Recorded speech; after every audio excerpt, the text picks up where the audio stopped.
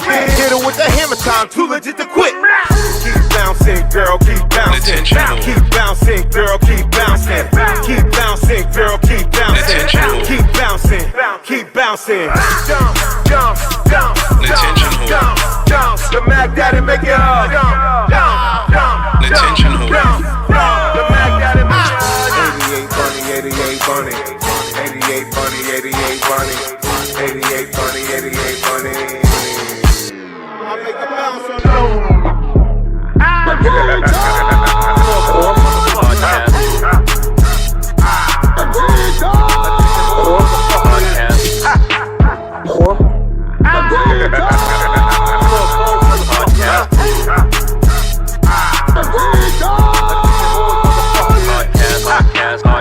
They only do one. He already knows the assignment. I said, look, I already know how this is going. Yeah, you know how I've seen the show. No, but also the funny shit about it is, I know you're a professional dude. So I'll be like, I don't know. Nah, I'll be like this. Especially like, this is your drink, and it's like, it's not nothing that I'm hiding. You know what I'm saying? Yeah, yeah. So it's like, when I'm coming here, yeah, I'm going to get ahead and I can smoke, I can chill. You know, I tell everybody, bring whatever they want to make them feel comfortable. I don't want to feel like I'm interviewing a nigga. Yeah, I hate interviews. Yeah, yo. We just want to vibe out. Yeah. That's all we here. He's like, we here. Look, he said, I seen the trade. I seen the trade. You answered all questions. You answered all questions. I just said, hey, did we get a cup? It's a little bit. I'm good. Yeah, I got you. We straight. Y'all see where I'm at. If you watch anything on here, y'all see the back. Y'all know where we at. Finally, I'm here. I made it. I made it. Stop the bull. Yo, episode coming soon. Yeah, episode's coming soon. It's coming soon. This nigga is, I'm happy man. I made it, man. Yo, just stop it. Yo, you are not the only one that do that shit to me. You was like, yo, I'm finally on here, my nigga. Yo, I was like, yo, I gotta get my shit up, man. Stop playing, man. This is just, I put together my little antiques and shit on the wall. Bro, it's all about you. That's like, I was getting like the jerseys framed in my basement and stuff like that. I'm like, I put my own jersey in the frame. Well, y'all got a podcast, right? Yeah. Mad shit. Look, it's mad shit. I don't even know. I ain't even put everything up here. Yeah, we got mad stuff to talk about. There's mad shit to talk about. Yeah. This nigga came prepared. Come on, man. Oh my God. You know what? Why did I always think what class are you? 03. I thought you was a class above me, and I'm older 03, than you. yeah. I was 03. So you're 03. You came 99. What? When you to high school? Yeah. High school I 03. No, you came in. No, I graduated in 03. I graduated in 03. You came in probably 99, right? Yeah, there you go, 99. You got to do the math. And nobody was skipping that count. You actually mad that. So I know when I got out. So you in Bucky's class and all that shit, yeah, right? no, he's a class before me. He graduated 02. Sam was just here. He said 99 though. He was in your class? No, Sam was a year older than me. So everybody, I graduated in 03. They graduated in 02. They graduated in 02. Mm-hmm. Okay. So did you come in? You came in. You had to come in 09. I'm 99.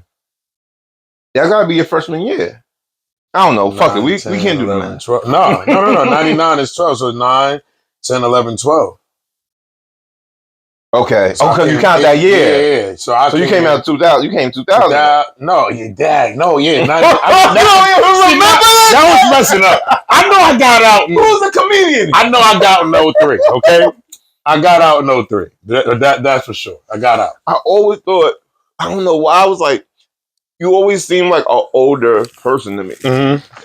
I don't know if I was just running around doing dumb shit. No, you was different. Oh my God! I was saying this is a whole different. Okay, let me just say this. We don't talk much. This is real. We don't. This is real. Yeah. I mean, we run into each other. We talk. You know what I'm saying? But if not, it's we don't break it down. We don't be sitting there sitting going back to how far. You know what I'm saying? So I sit here and say when we was in high school, those days back then, our mindsets was just different. We was in different places now. You know what I'm saying? Not now. Yeah, because I don't know. Like I always heard y'all had like the hallway pass, and y'all had the lockdown era. Like y'all had the lockdown era. We didn't have none of that shit. But see, like I ended up when like let's say when I came out of middle school, I didn't go to Teaneck High because I ended up my freshman year. I was in Cardinal Hayes in the Bronx. I was playing basketball. Okay, so. hold on. Hold up. Take your time. Yeah, you gonna get on this. We going in the conversation. You talking about the Bronx, and I'm familiar with some of that shit. Ladies and gentlemen, boys and girls, children of all ages. All ages. This is another episode of the unstoppable, uncomparable, undeniable, almighty. Talk about it. AWP, or whichever way it goes on my head. You was right. AWP. Attention Whores Podcast. And on this episode, 508, I think, 509, whatever the fuck. We calling it what? They got numbers. They got numbers. They got numbers in that shit. And letters, too, if you believe the alphabet. And Sesame Street. Ooh. See how I did that? See, this is why we had to smoke. I knew what time it was going to be when I came here today.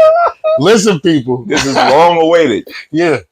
I have with me Billy, the billionaire. What's your last? Gilbert. Yep.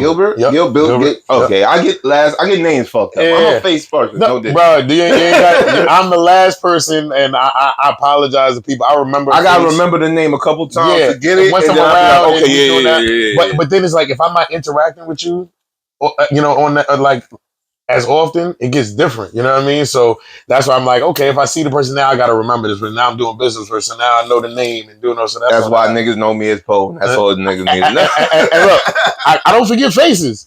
So when I be like, yo, what's good? I am looking at you trying to be like, yo, where do I know this from? You know what I mean? So that's I have one of the most known individuals in this neck of the woods, I would say. I know you've gone places. And we can talk. We home now. So. But this is homegrown right here, Bergen County's own, or a transfer. Yeah. Which most Bergen County niggas is transfers. Yeah. I'm from the Bronx originally, so you know what it is. You've been known as the comedian around this part for a long time. What, 20 years maybe? No. Right after high school? I'm 13. I was acting first. I was 13 years in just straight comedy. But I was acting like right after. So with 20. Right when I started 2011. Yep, January 1st. Seriously? January 11, 2011, I started doing comedy. Were you doing funny shit before? I was doing like acting stuff. Like I was doing like I was doing commercials and all types of shit. We was doing the commercials. Like we was making up. When I was in college, I had my own video production company. So Dream High Entertainment. Let me ask you a question. Do you know Rennie? Yeah, that's my frat brother. That was your people? Yeah, that's my frat brother. And before we was frat brothers, like he's older than you too? No, he's younger. Rennie's younger. Rennie's under me. Yeah. Okay. So pause. No Diddy. I heard Jack. I know. Okay, no Diddy. Y'all was under me. Y'all be like, no Diddy Jr. Anyway. Nah, so I'm trying to get that to work so bad. I want that to work. Yo, that's crazy. I want that to work so bad. Nah, but like I said, I was acting and stuff like acting. The only reason I started really doing comedy because I felt like when I was doing like the commercials and the movie stuff and the extra work, it was just me and a whole bunch of people, so you couldn't really get picked out and that kind of stuff. Okay. And I felt with comedy, it's just me on that stage. You know what I'm saying? So now they gonna see me and they gonna be like, okay, I want him, and I want to, so that was like my thing to really. You got kind of pinpointed out of the crowd type.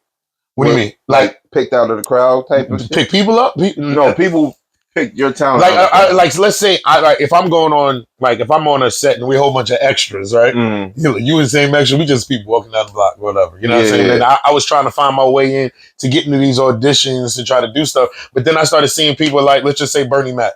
Bernie Mac had a show. Okay. Bernie Mac was on stage and they was like, yo, I like his story. We can turn this into a sitcom. You know what I mean? I seen Steve Harvey. They had, the different shows. I'm like, okay, sure, I can use comedy to kind of make my way into that realm. You know what I'm saying? Because acting was really what I wanted to do. It just happened to be at the same time I'm funny.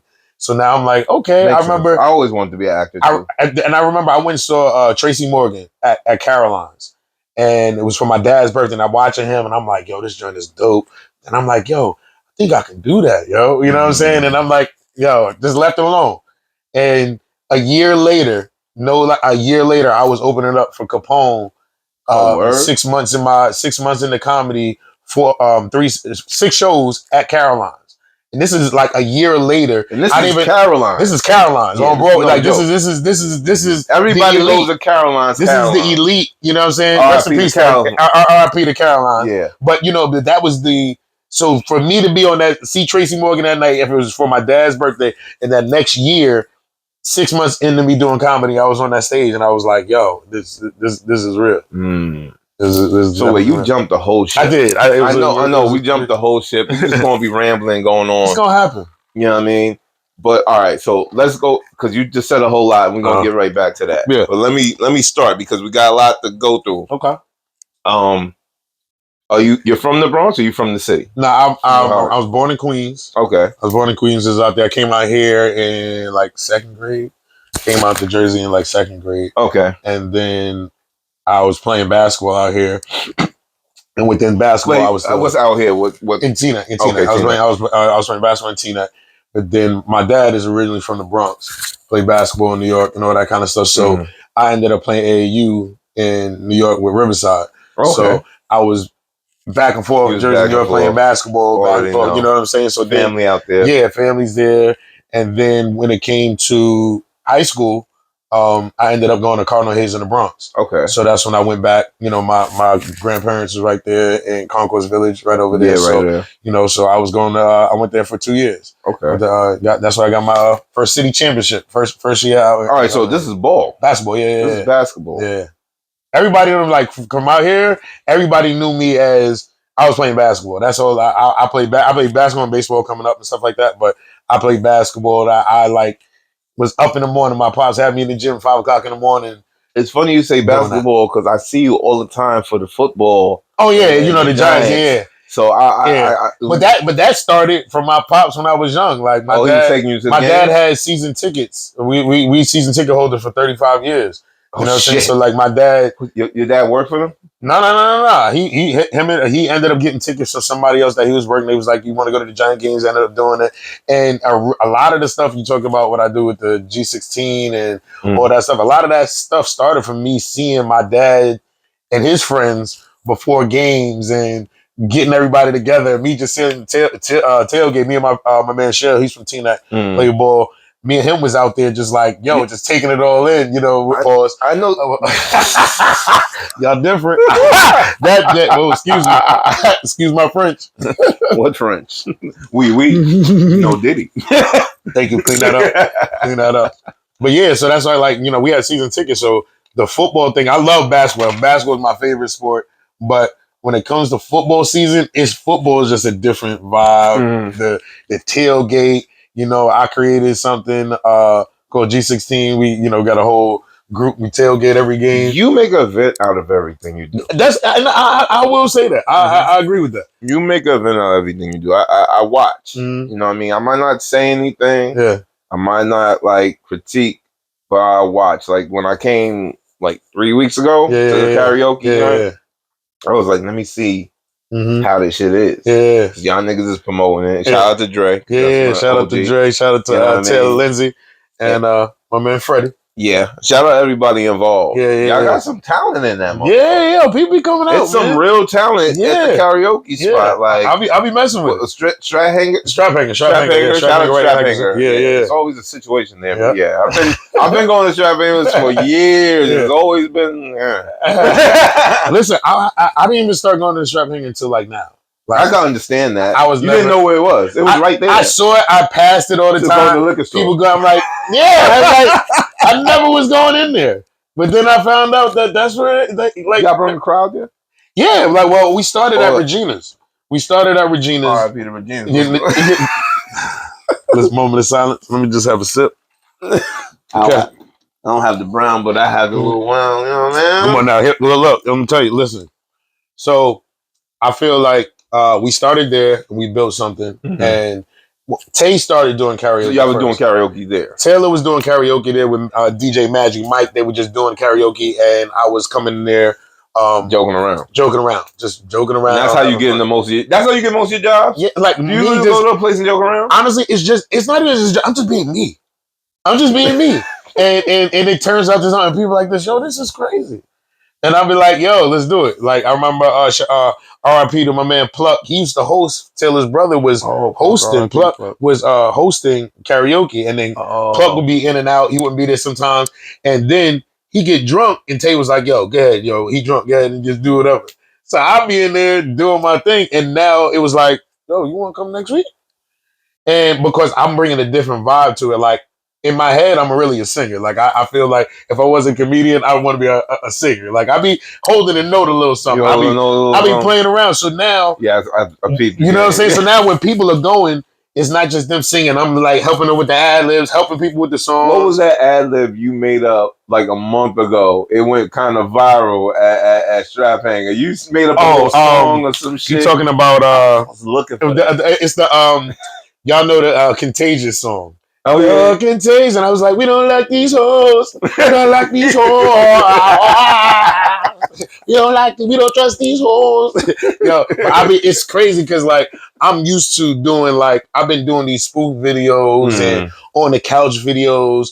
Like I've been doing that video for the last 7 years. I've been making up. So it's nothing for you. So for me, I hear songs and I reflex. Like, yeah. So now, and then for me, it's like with comedy, you want to be quick on your feet. Mm-hmm. You know what I'm saying? So we did it and the first time I did it with the live band, shout out to my man Teddy and friends. They was at the car show. And I'm out at the car show. I'm hosting the car show with the band. I love it. You did the car show? You with the brew? You was jumping around. I was moving. So I'm at the car show and I'm like, yo, we had to stall a little bit. The band was playing. I say, all right, let me ask y'all a question. I say, yo, give me something to say. I'm going to make up a song right now. The girl was like, punch buggy.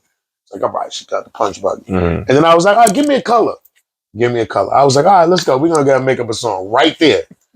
Yo, what? Right now to this day, listen. But now listen, my kids, right now, if you call them and be like, yo, sing the Punch Buggy song. They know it. They're like, I'm in my pink punk buggy, pink punk. Yo, when I mean, are you going to make that like a little kid song or what? something? Not, yo, if you hear, listen, right? listen, yo, I'm telling, I was in the car. Idea, man. But I'm telling you, you got it, man. Listen, it's addictive. So I'll be out here making these songs. Like I've been doing this for a minute. Like we would just I would hear somebody's song. Have you rapped? All right, let's be honest. I'm gonna be honest. You rapped something? Yeah, I was in the the studio. Oh, all fam. You know, all fam. That's all fam. I came up with all my peoples. Shout out to All Fam Entertainment. Shout out to All Fam. You know, they was all rapping and stuff like that. And the thing is this, I was. You know, back in the day, we had sketches on mixtapes and stuff like that. You know, they was like the sketches. So I was the sketch person. I was the one that was. They went to you. They went to me for the jokes. You were Bergen County's like go-to for. I need some funny. Yeah, I need some fun. Yo, you know how many people in Bergen County? The truth comes. I've hosted mad people's mixtapes. Did skits. It's been you. All that kind of stuff. Pinnacle for the DJ. Yo, let me explain something to y'all. And I'm going to say this right now. And I don't care what nobody says. The first clip right here. Yeah. Bergen County got to admit it.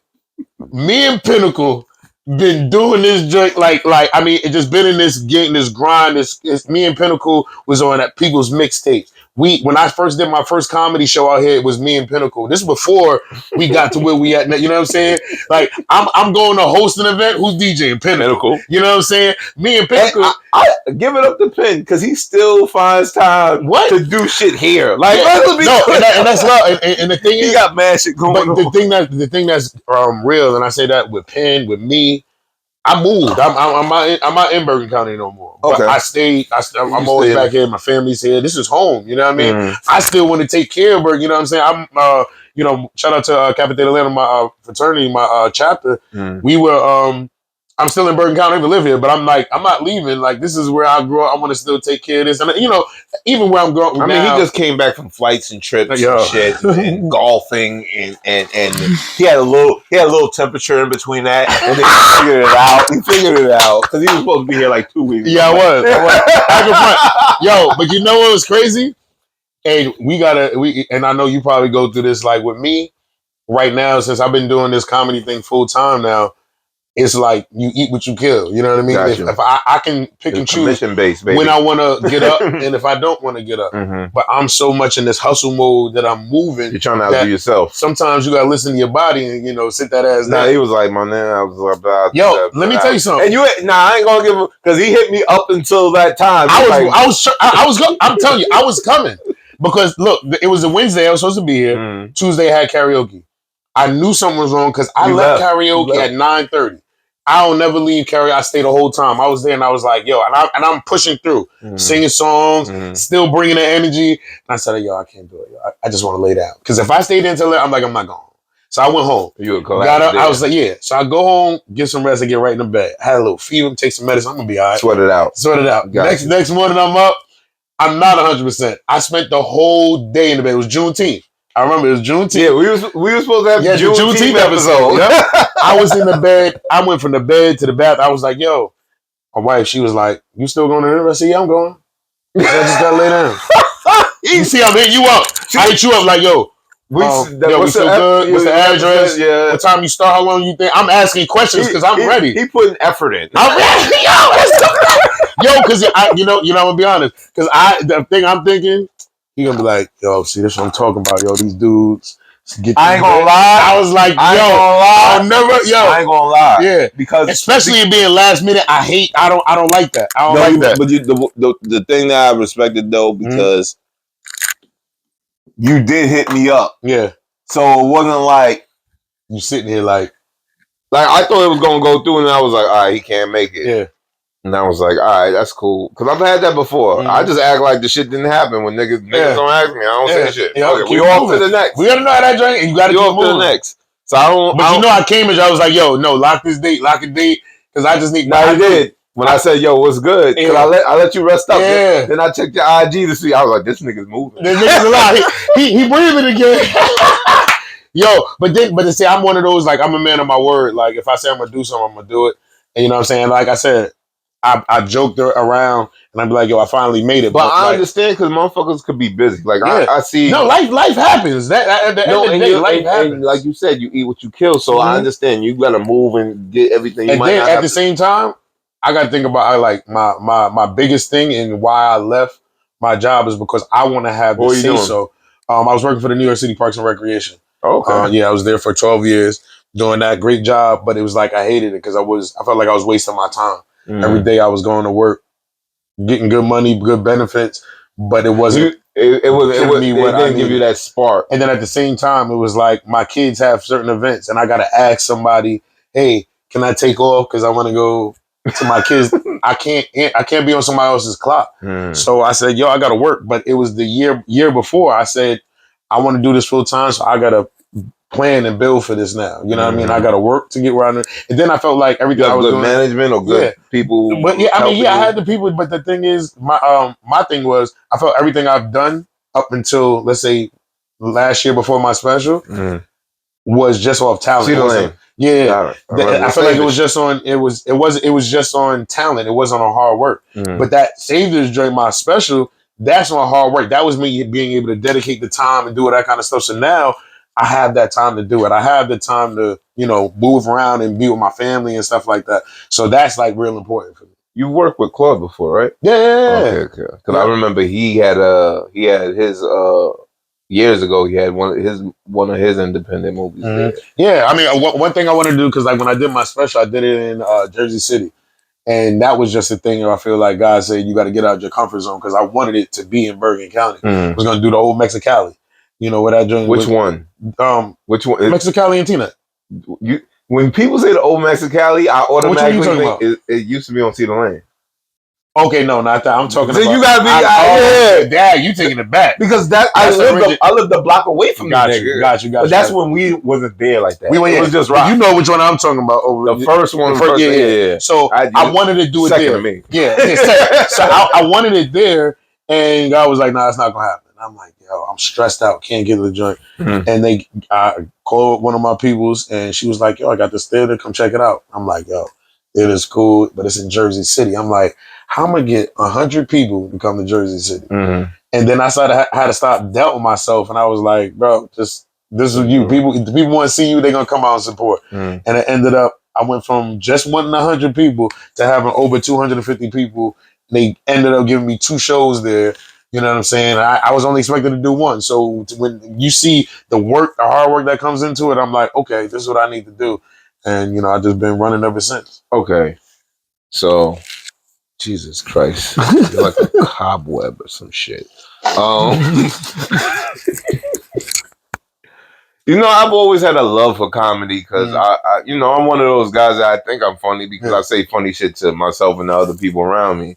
But I gotta tell you, you guys, woo, stand up is a fucking beast. You gotta be on your toes. That's the only thing. Like, you got to be ready. If I get over like the stand up bug, I wouldn't give a fuck. And then, but like getting on stage is nothing to me. Yeah. So it's just I have to be able. And I gotta be able to be like that quick on my toes and still be as funny. Yeah. And sometimes I'm like, I don't give a fuck. I'm laughing. Yeah. It'd be like this. It's funny to me. Yeah, it's funny to me. You know what I'm saying? And it matters, like I said, this joint is a craft.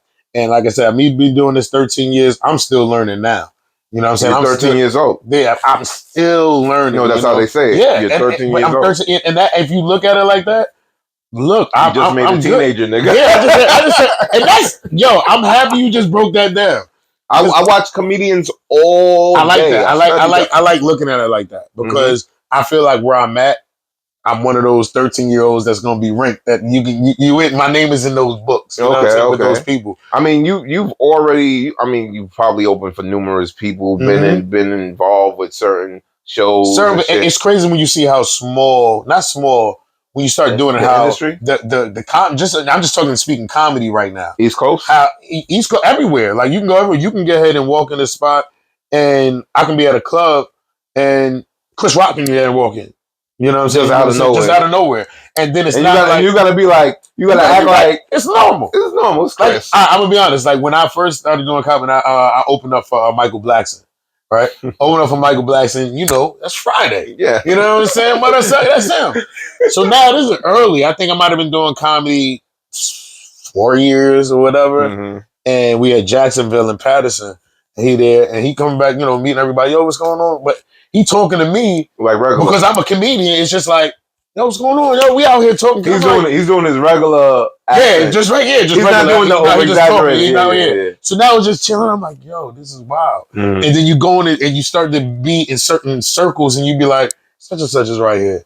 I've never been one to be all starstruck, this and that, but I'm like, these is like my coworkers. You know what I'm saying? Co-workers. These are my coworkers. They've been there longer. They've been there. These OGs in the game. You know what I mean? And then while I'm there, I make sure I'm listening to everything they got to say. I don't really got a lot to say. I want to just listen and hear stories. Let me think of a normal question to ask you. Who's one of the famous people that said something to inspire you? Well, one thing I will making fun of the question. No, I get it. But one thing I will say that I got from somebody is Capone, and I messed with Capone because Capone was one of the first people that I told you gave me that chance, put me on Caroline's, had me on the Breakfast Club. All that kind of stuff. What you doing? Well, we'll get to that. But yeah. Go. So we when we did that, but one thing he told me was like, even with the brand, right? So he came in, I didn't even know he was gonna book me for the show. He goes like this: you call yourself the Billionaire, but you look like everybody else. I was like, what? You know what I'm saying? I'm like, what do you mean? So now I'm like this. It's like wrestling, nigga. Yeah, see, it's like wrestling, nigga. So now I'm like this, and now I'm like, yeah. He said, if you want to be that, you gotta fit. This. So I'm like, all right. So I had, I always had like the suits. You got my pops wore suits every day. I seen them. So if you would go back, people used to call me Mr. Bowtie. I used to wear a bow tie with everything I had, man. Yeah, everything. I see you went through a little transformation. Well, you can still hit it if you need to. I go back there, but I feel like I don't have to do like right now. Yeah, you was on your Steve Harvey flex. It happened, my nigga. You was on your Steve Harvey flex. Yo, but it was so real. But there was a difference, and you seen that. So when you seen that, and then just him teaching me the game, like he taught me a lot. And then you know how somebody tell you, hey, don't do it this way, do it this way. Mm-hmm. And what do? You do it the way they told you not to do it. Yeah, you do it the way you think. Yeah, you know I'm like, what you talking about? And then you find out. No, because we do the show. After that, I'm starting to get booked crazy. People just hit me, but now I'm new in the game. Mm. So now a promoter might call me and be like, yo, you want to come do this show, $100? Me being new in the game, I'm like, yeah. They be like this, all right, and yo, give you $100, and every ticket you sell, I'm gonna give you $5. I'm like, yo, I know I bring people. I got a following. Mm-hmm. That's one thing everybody say, yo, Bill gonna be there, he gonna bring a following. He gonna go ahead and do that. So I go ahead and do the joint. That was like, nah, you gotta call these people and be like, yo, how many people does it hold? How much tickets? Breaking all that kind of stuff down. I'm like, nah, I don't need to know all that kind of stuff. But now when you look at it, I just left with, let's say I left with $200-$300, right? Uh-huh. Mind you, I'm there to perform. I'm just the performer. When he just made thousands of dollars doing the same shit, and he put on those. So now, out of that $1,000, he only gave me $100. You get what I'm saying? So now he made $1,000. I'm performing, and I only got $100. When I could, at the time, I was one of those like, okay, I could have came in and said, okay, give me $200. Or whatever, me just being new in the game was like this. Let me grab this $100. And hey, I'm gonna get ahead and work for the rest. Where I could have had that $200 and just did my job as a comedian. I didn't have to go out and do that. So it's just when you learn different things and you just listen to a lot of people that got a lot of stuff going on. Shout out to Toure from Philly. He put me on to the game as far as traveling and all-in prices with your hotel, travel, food. Yeah, because being a comedian is not it's not the prettiest thing to do or be, because you're really out there on the road, like hustling, scrapping for whatever you could get. It's not, and then it's just a comfort thing. Like, so, like he was saying, like an all-in deal. So it's like, okay, if I'm coming here to do a show, I'm flying out somewhere. I want $3,000 all in. That $3,000 is going to cover my hotel, my driver, or whatever I need. I need my transportation, my my food, my pay for the show, cover the flights, cover all that. What happens is you get somebody to go ahead and book you and be like, yo, no, I'm gonna pick you up. I'm gonna book your hotel. So now when you get there, you sit at the hotel, you sit at the airport for hours because you got to wait for such and such to come pick you up. Then they drop you off at a hotel that the hotel is trash. It's not some bullshit, some hole in the wall. You know what I'm saying? So now you're in a hole in the wall that you sitting there worried about you leaving home with. But if you took that all in there, you can book all that stuff yourself. But a lot of them like, yeah, I'll go ahead and take it. Nah, now it's so different. Basically, if you just pay attention to, you got to know the game. Like, you got to understand. People got to understand. This ways you can do it. If you do this as a hobby, you just going out there have fun. Yeah, go have fun. Yeah. But if you want to do this as a business, treat this as a business. You know what I mean? That goes. I don't care if it's friends, do whatever. I can get things in writing, contracts, all that kind of stuff. You know what I mean? But a lot of us don't think about it. We just out here trying to grab. Do what we love. I'm not chasing the money. The money gonna come. Yeah. But some people get and be like this. No, I need to get and grab that, and they know they shouldn't be touching that. Okay. I can't start with you. Like, I can't build because I see your mind go. Hey, we started smoking, so I'm over. Not even that. I'm still trying to focus. I'm like, oh shit, yeah. How'd you get on 5105? Well, when we was promoting for the show. We did the Breakfast Club. We did WBLS with Jeff Fox. Okay. So we did that. So when we were promoting the show at Caroline's, Capone called me and was like, yo, I'm about to do this, You went over there with him? Yeah, we was on the show, Angela Yee and Charlamagne. 20, what year is that? Was 2011. 2011? Yeah, 2011. So that's early breakfast, That's early, like that's 2 years in. Yeah, so that's when everybody, we was there. So that was definitely dope. And just to get to be like, it's a good look. Yeah, you was there, man. It was definitely. And then I'm in there, I'm nervous. I'm like, yo, it's crazy. I don't be doing comedy. I'm like, what are they gonna have? And I'm just sitting there like, all right, but I'm playing it off. I'm in there like, you playing it off. Bergen County. Yeah, I mean, you these know, niggas live here. Stop acting like it. Yo, can we stop acting like it's a big deal? No, niggas see. I'm not niggas saying no. It's not saying them. It wasn't them. It was just the platform and where I'm at. That joint is that's we not just going like I did college radio interviews and this is the Breakfast Club and this is when it's coming out. Big jump. So now and then it's me, my name being heard on the radio, doing whatever kind of stuff, and now we be like, okay. That a lot of people took you more seriously. Yeah, oh no, definitely. They was like, oh, it's drink real. And there was people out here, comedians. They stopped messing with me because I've been doing this 6 months, and I was the only person from out here that could perform. All right, so from my knowledge coming up, The only person I know that really went into comedy other than yourself in that time frame of probably before you is Dre. Dre. Dre? Oh no, Dre started after. He started after? Dre started after. Oh, he started taking it. Only people in Bergen County that was doing that I know that I remember was Trev Houston. Trev Houston was doing it in Shatara. Shatara. Oh yeah, shout out to Shatara. My bad, that's my class. Yeah, so Shatara, she's been doing it for a long. Oh wait. It's another and Dara. Dara is another one. Yes. Dara's another. I asked Dara to come on years ago. I gotta see what's Dara. Shout out to Dara. Dara actually came out. And it's crazy how Dara was dancing at my mom's dancing school. When she coming up. So when she came up, she was an amazing dancer. So she was dancing, and then I started doing comedy, and then we're doing comedy, and a flyer comes, of course, and Dara's on. I'm like, Dara?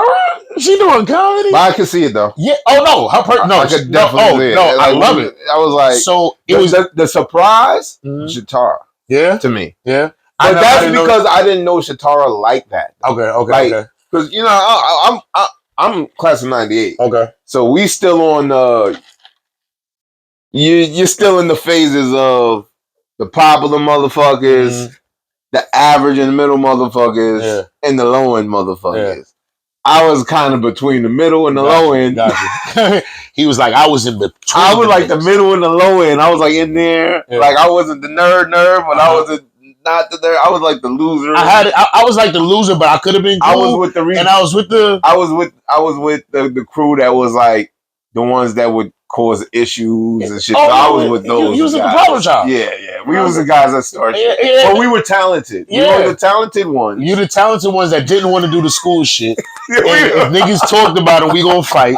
You know what I'm saying? But we was talented as hell. We would. But no, those are the people that I was with people that would just open your door and yell names, dumb shit, sound effects out and point at you and tell you you're gay. Back before no homo was a thing. Before pause. And I was with other people that would say they would cut devils' heads off. So you know. Yeah, you had that crew too. I was a mixed bag. Yo, but I swear, in Bergen County, there was nobody, and this is the thing, nobody was doing comedy like Trev was doing, Shatara was doing it.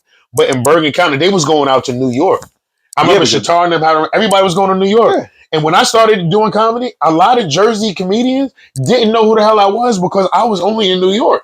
But that's how it be. When I was doing the music, like after.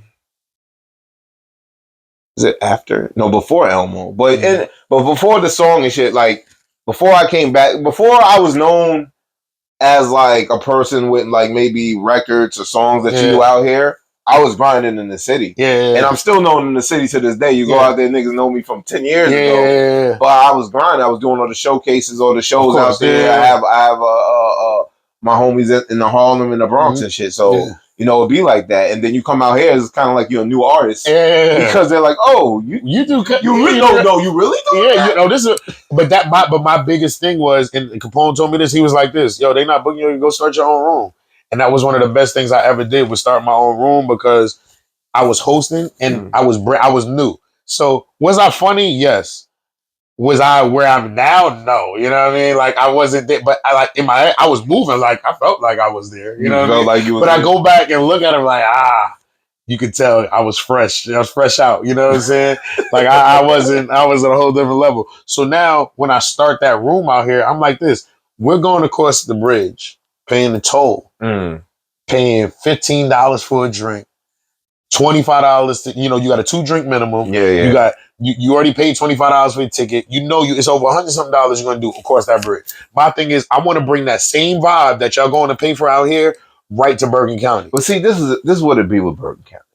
And every guest that come here that says the word Bergen County, I always have to be like, we know there's a phoniness. We know there's a funkiness. We know there's a bougie, uppity, you're not good enough for me yet. Beneath me. Yeah. We all have it, we do it. But it's just like that Bergen County is always like, is not going to really 100% ride with you until they see it already roll. But I can't, I'm not going to. Yours might be different. Because my joint, since we started, that shit was packed. But you also you also come into every room with an energy, whether motherfuckers like you or not. That's like welcoming, or like I'm gonna be the part, the whatchamacallit, the party. Yeah. You know what I mean? Like I'm gonna take over. I'm gonna bring that energy. Yeah, you're I'm there. Yeah. So everywhere you go, you're giving off that energy, and everybody sees it. So they either attracted to it, no Diddy, or they ain't gonna fuck with you, whatever. Yeah. So I understand that with you. I wasn't always like that. I was very off-putting. Yeah, but the thing is this: it's on those relationships, and it's on that. Like you said, I'm big on energy. You know what I'm saying? I'm gonna be honest. Like I don't just get people like, yo, let's get ahead and do a podcast. If I'm not really feeling it, I can't sit here and be fake, bro.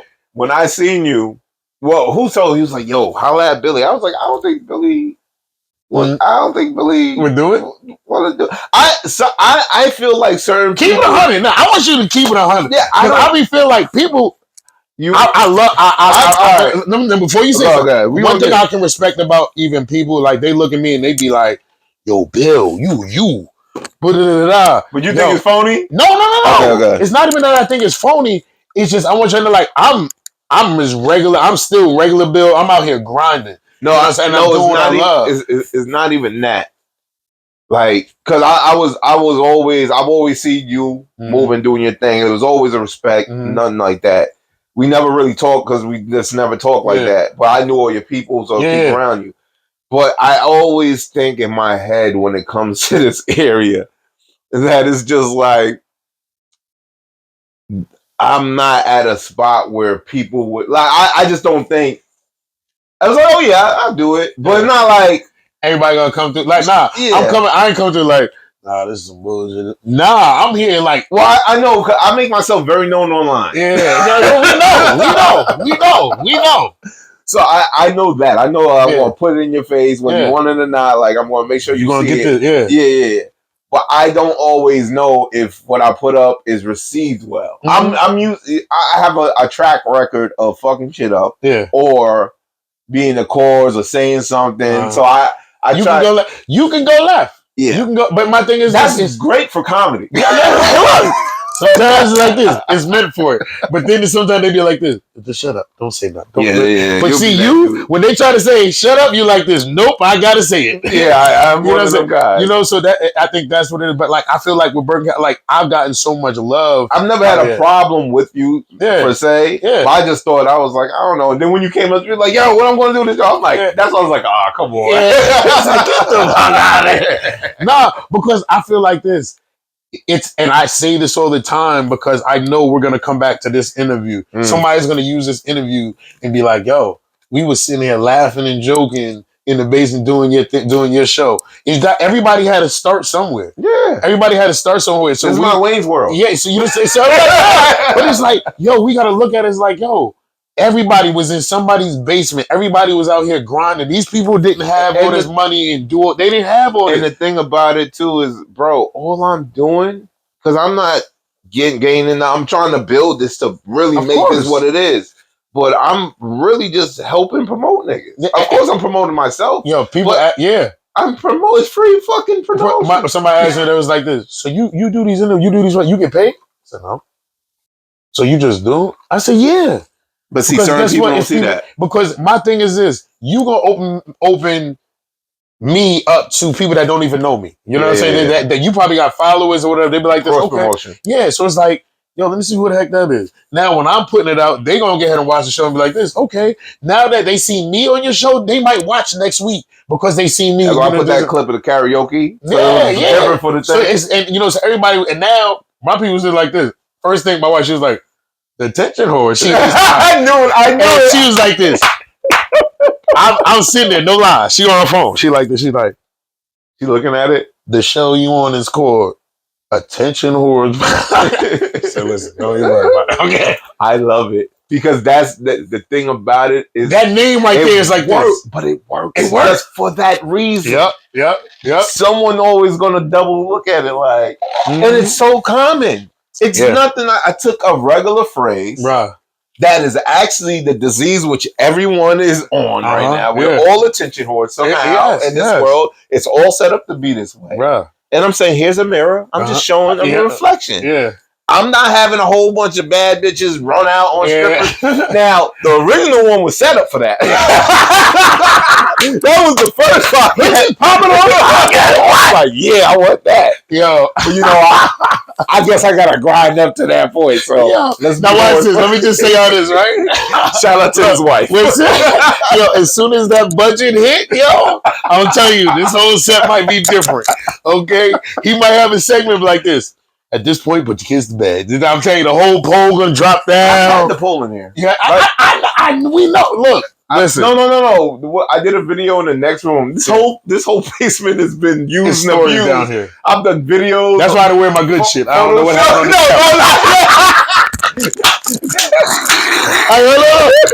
When you see the shows like this, Bill, don't wear none of your good shit. Oh, it's sticky. You can't get Nah, it's a nice little pillow. Don't worry. I did a video, and I had back in the day for a couple of years. I had a stripper pull back there. Shit. I use photo shoots. I've used this area. No, you're supposed to. Yeah. Bro, if you watch a lot of my sketches and the videos that I've done, use my mom's studio. I've been put a green screen up in my basement. Yeah, I'd be like, I'm happy. Like we moved, so now when I moved, I'm like, yo, I got a whole new set. You know what I'm saying? Like, yo, I write, and then like when I write certain things, when I write like little shorts and stuff like, no, I write it for where I live and what I have access to. You know what I mean? So when I'm thinking about budgets and we working on some projects right now that I'm like, okay, I know I got a basement, I got a thing here, I got this here, I can go to this place here, my man got this restaurant here. Like if I know you got a restaurant, I want to come and shoot at your restaurant because I want to put your restaurant out there and put my people and you know, and promotion. You gotta do it because a lot of people think. When they think you're doing this shit, especially like once you first start getting money coming in, they're like, all right, so if there's no money, you ain't doing it. Yeah. But that also closes a door. Yeah. Because really, the whole thing is, if you build great relationships, you'll never go broke. There you go. You'll never go broke. You know how many times I've done free events and me doing the free events have opened up doors for other money. Other money? Like I'll go and do a free event and I'll get booked for 3 events just for doing that free event. Oh, yeah, that's great. So people will turn it down and not go do that joint. Yeah. A lot and of then times, you don't know who's, and that's why it be shows. Let's say the show only got like 5-10 people. I know comedians that'll come on and be like, I ain't working, I ain't doing it. Yo, them 5-10 people paid for their tickets. They don't know. And you don't know who those people know. You know what I'm saying? You don't know who those people. Somebody call me like, yo, I just seen this dude. Yo, you looking for a comedian? I think you should book this dude. I've had that happen plenty of times. That's why I don't care if it's 2 people, if it's karaoke. They gonna see me. They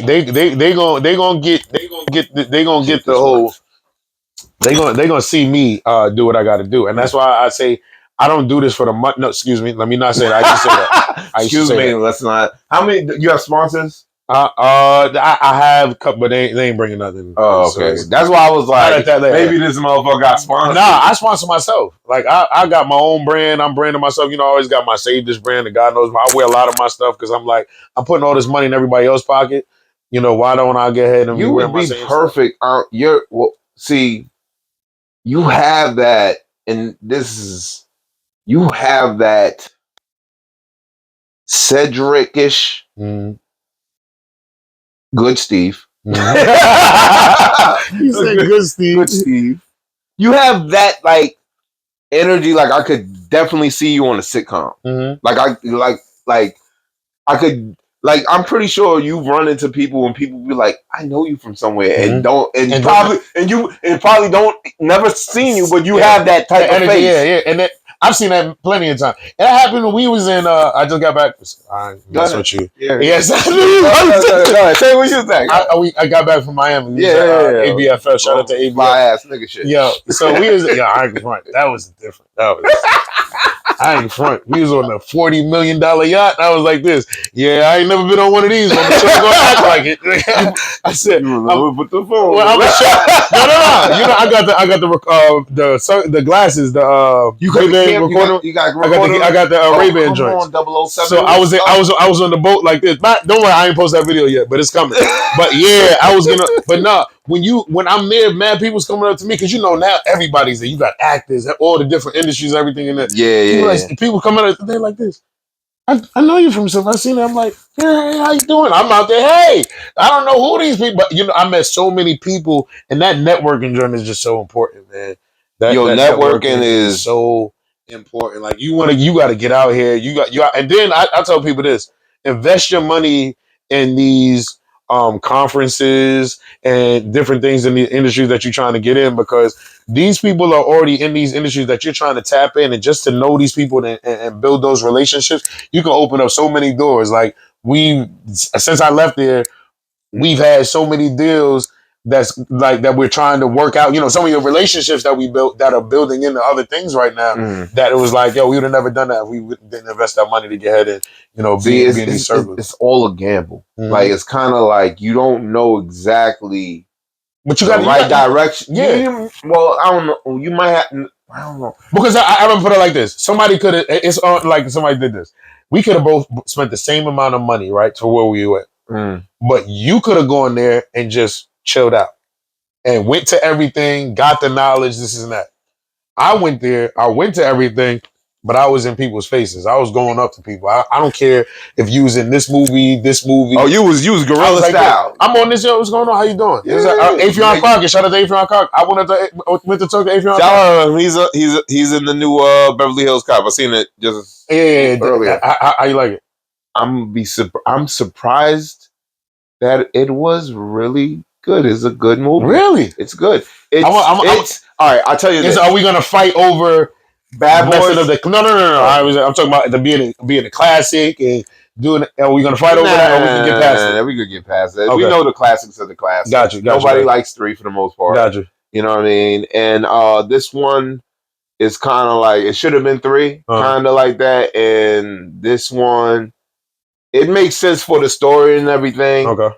And I'm gonna check it out. It's going to be a whole bunch of 2024 visuals with 1984 music. Got you. And they upped it a little bit, but you hear a lot of the 80s music in there. They try to give that feel. He pretty much nailed the role. It's better than coming back to America. Come back to that. Yeah, way better than that. But like I said, being in those things is like me. I would have never met him and really talked to him. I seen him twice. He walked by. I was like, "Yo, what up, Kevin? Move." I'm not sitting there.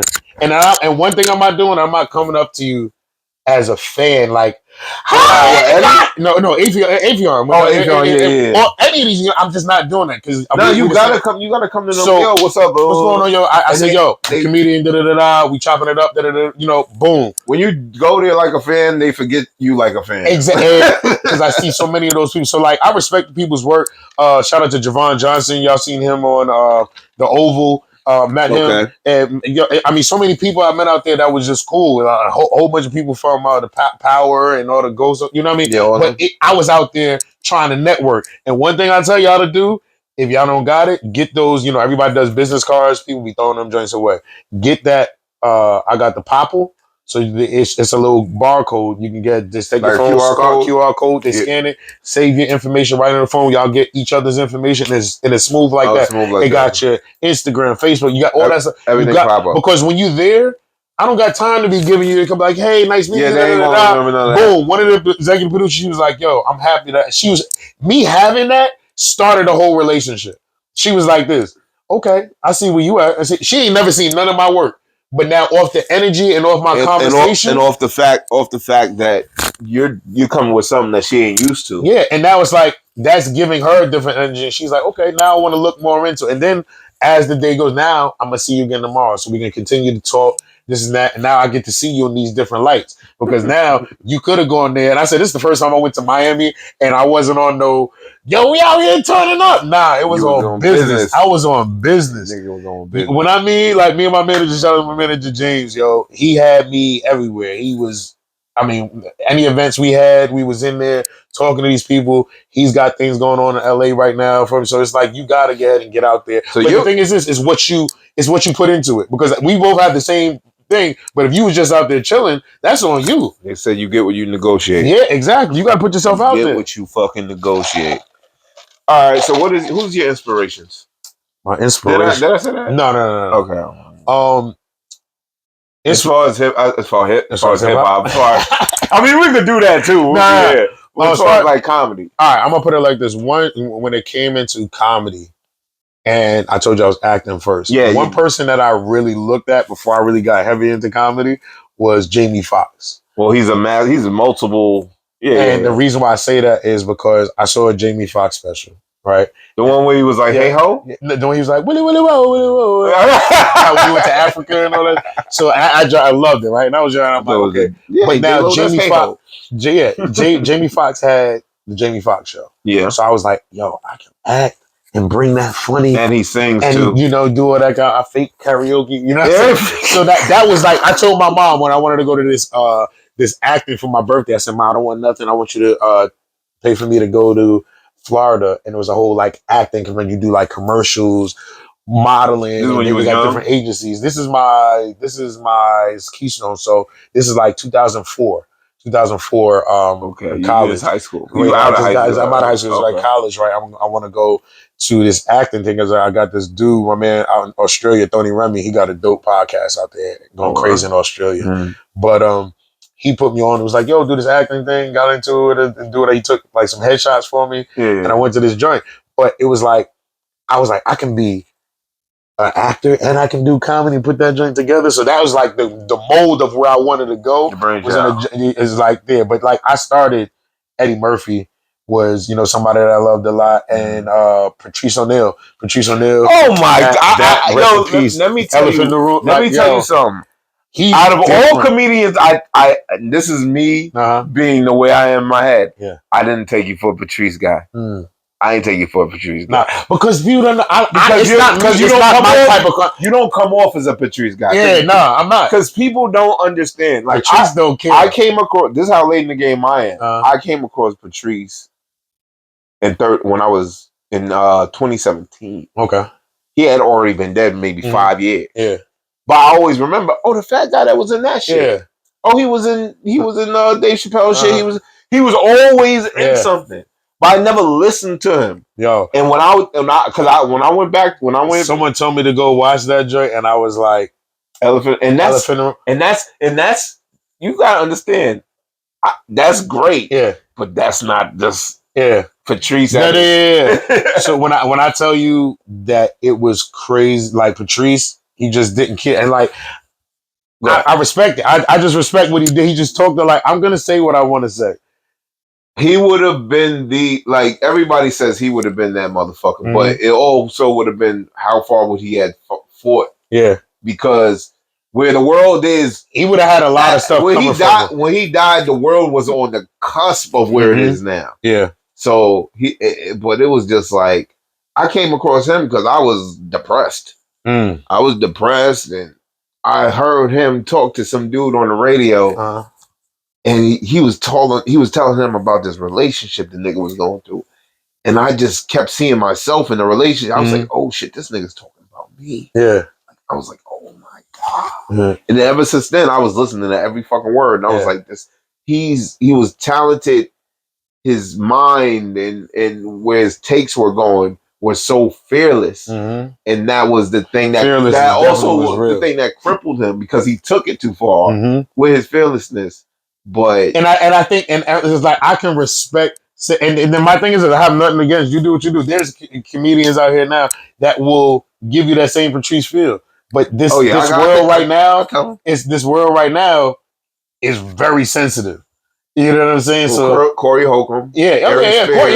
Corey definitely. Ari Spears, there's a couple of Patrice. But once you know you are going down that, you know which way you're going.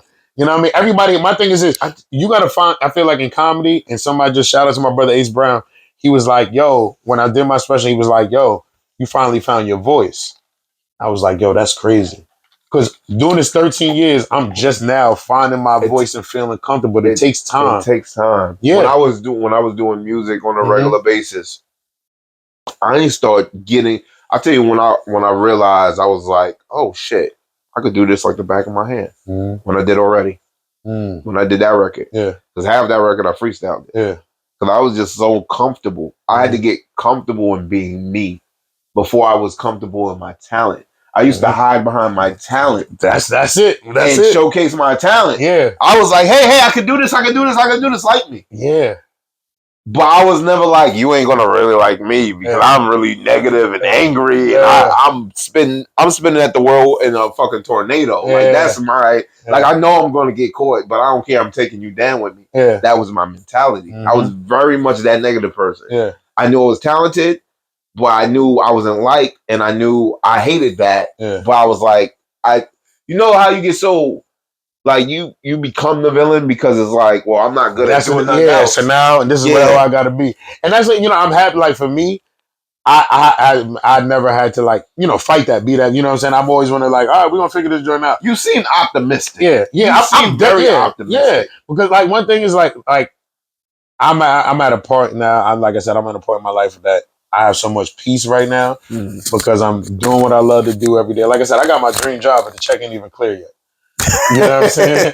I got my dream job, the check ain't even clear yet. And I'm breathing now. I'm chilling. I'm feeling good. I'm lighter now, losing weight. You you feel different. You start moving different. Losing weight. Yeah. No, you are. I got big again, nigga. I'm trying to lose this shit. Nah. I was skinny. I was doing great. But that's why I'm like, right now it's just my whole mental is different. That nigga said you was fat. No, I didn't say you was fat. No. I said you was big. I was thinking, I was. I can front. I'm being real with you, bro. No, we good, bro. That's 100. Nah, but it's just so it's so now this is like my the way I look is a part of my job. You know what I'm saying? Yeah. So this it's all about that. So it's just like I'm just man, this work, but like you said, Patrice is definitely dope. But like I said, the thing is for me, shout out to Michael Jr. I watch him because Michael Jr. He's a clean comedian. Okay. And, I do a lot of the clean community, do churches and all that kind of stuff. You came out of the church?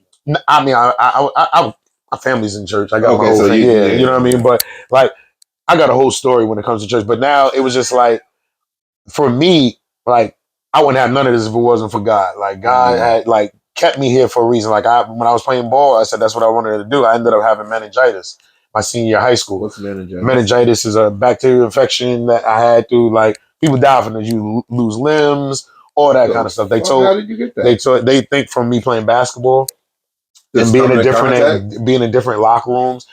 Is that common in that? It's not that. It's no. That's why before you go to college, you have to get your meningitis shot. You go into the military, all those type of things. You see those things in there like that. You can be somebody like you can be called what is like a healthy carrier, and whatever you have, I can't. My music can't fight that off. Be a healthy character. Yeah. So you can walk around with this shit, and I can't fight it off. So that's how I ended up. So I got meningitis. Like I was in the hospital for 3 months. Had to learn how to walk or get all this. Like I had an old senior citizen as my therapist. Help me out. But the thing is, me doing that, I said God kept me here for a reason. You know what I mean? So now, after that, I started doing comedy and. Like I always had church in me, but I was like church me. They put God in like a box, and I was like, that's not the God I know. You know what I mean? Because He made me who I am. So He's like, why? Well, church. But that's what I wanted to come out, and this is my Patrice moment because I'm gonna be me no matter what, right? So my name of my special is called Save This, but God Knows My Heart, and I mean that Save This because I'm saved. I love the Lord, and that's who I give everything praise to. But at the same time, He knows, like, I still got my inside. You know what I'm saying? Like, I'm a slip. You know what I'm saying? I'm a curse. I might do this. I might do that. But I don't feel just because I have my inside. All right, let me ask you a question real quick. Why do we have to do that, especially in the church? I came up in the Catholic church. I came in the white church. I was Catholic too. I came up in a white and I came up in a Catholic church in Harlem. So it was black, but you got your little sparkles and sprinkles. You got you. You know what I mean? But and it was it was little Mayo Hellmans and shit. The way all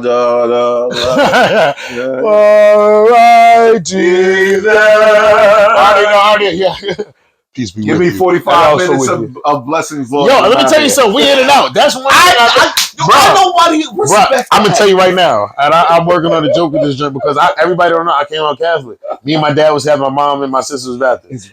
Like, yo, we used to both go to Easter service, right? My sister and my mom went to Baptist church. Me and my dad went to Catholic. We was in and out. It was talking about, yo, sometimes we didn't have to get dressed up. Bro. Yo, we was at, thank you, Lord. Especially, you get a half-hour service. Let me tell you, you in there, you gonna go to so-and-so, read that, kneel down to the pew, do this, come back. It's a lot of kneeling up. Our Father, or Mary, kneel. All right, so hold on, let me ask you this. Get your communion. Now, let me ask you this question, real talk. And this is what changed it for me. Go ahead. Going to the Catholic church, I don't know how your church was, but did you ever receive like a word out of it? You was like, wow. One time I was in church, I felt energy. Okay, so stop. I was young. Yeah. And I'm the guy that goes against it all. I'm the guy throwing the rock in the wind. What you coming in wanting That's to. me. I question everything. I'm one of those dudes. So I'm in Catholic school and the church. Yeah. You know what I mean? Yeah. So one time I was in church and I felt an energy. Now, most people would say it's the Holy Spirit, the Lord. I could say it was just the people in there, but I did feel an energy that I never felt at any other point in the church.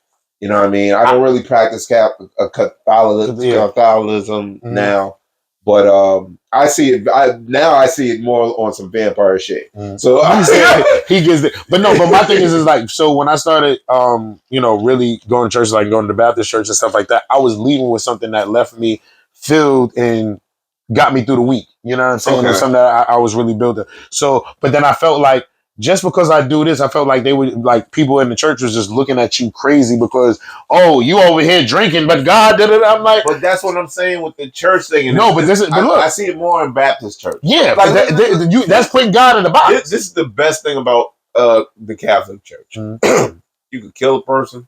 You could murder a person, rob a person, nail a person to a cross. Go in that closet. You could nail a person to a cross. So tell him.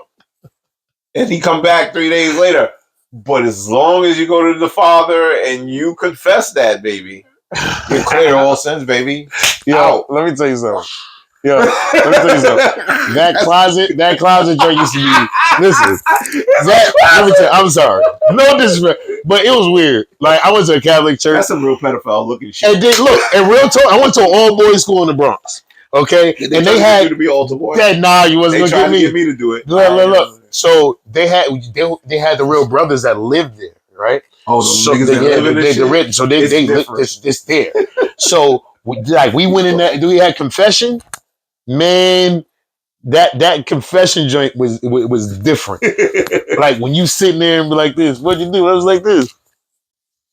Listen, man, I watched some porn last night. I was like, I don't know what y'all want me to say. Like, y'all gonna forgive me? God sees everything. My mom said God is everywhere. But my thing is this: that same person that's on the other side of the wall do the same. So why am I confessing this to you? Nah, God ain't telling me to do that. Oh yeah, we are confessing to.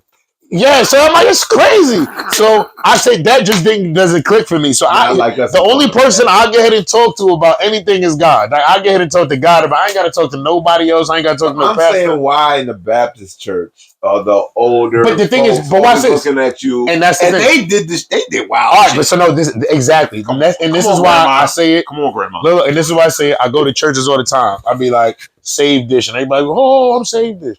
The church mother would be the same one that pray over everybody, would sit here and talk about somebody else. Somebody cut her off when she get it. She's like, oh, what the fuck? So nobody was perfect. If he was perfect, we'd be God. You know what I mean? So that's why I feel like we got to come out of the thing where I can't do this because what's the name is here. You know? Yeah.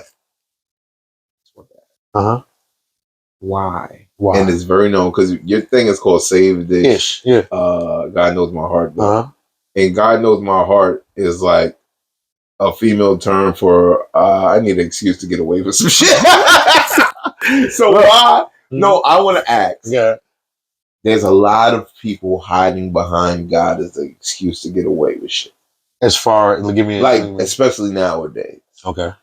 That's why there shouldn't be no fingers pointing. I don't understand why people are hiding behind this because it's always God. What do you mean they're hiding behind it? In what way? just like I said with the term, like God knows my heart. Like I'm doing something foul. No, but no, God knows. I hear what you're saying. Yeah. So my thing is this: God knows my heart for me, right? No, I'm just. I know you use issues here, but I'm just saying, real talk. Yeah. We just gonna say what it is. God knows my heart. At the end of the day, we know when we do some shit that's fucked up, and that's why you say that. Yeah, no, but at the end of the day, who do I have to? There's only one person I need approval from, and that's God. Yeah, but I would say, why? I would say, who else do I need approval yourself. Because but that's why I say God knows my heart. So God knows. I know I'm not supposed to do whatever I did, or something that might have happened. That's what I'm saying. So, you know that. Yeah. And if you already know that, then you know God already knows that, and you still doing it and still using it. Oh no, but that's when you gotta. If I was God up there, I'd be pissed. God be like this. No, but I put it like this. Certain things we say God knows my heart, but is that really your heart? You get what I'm trying to say? Your heart is what you're showing. No, you show your heart at all times.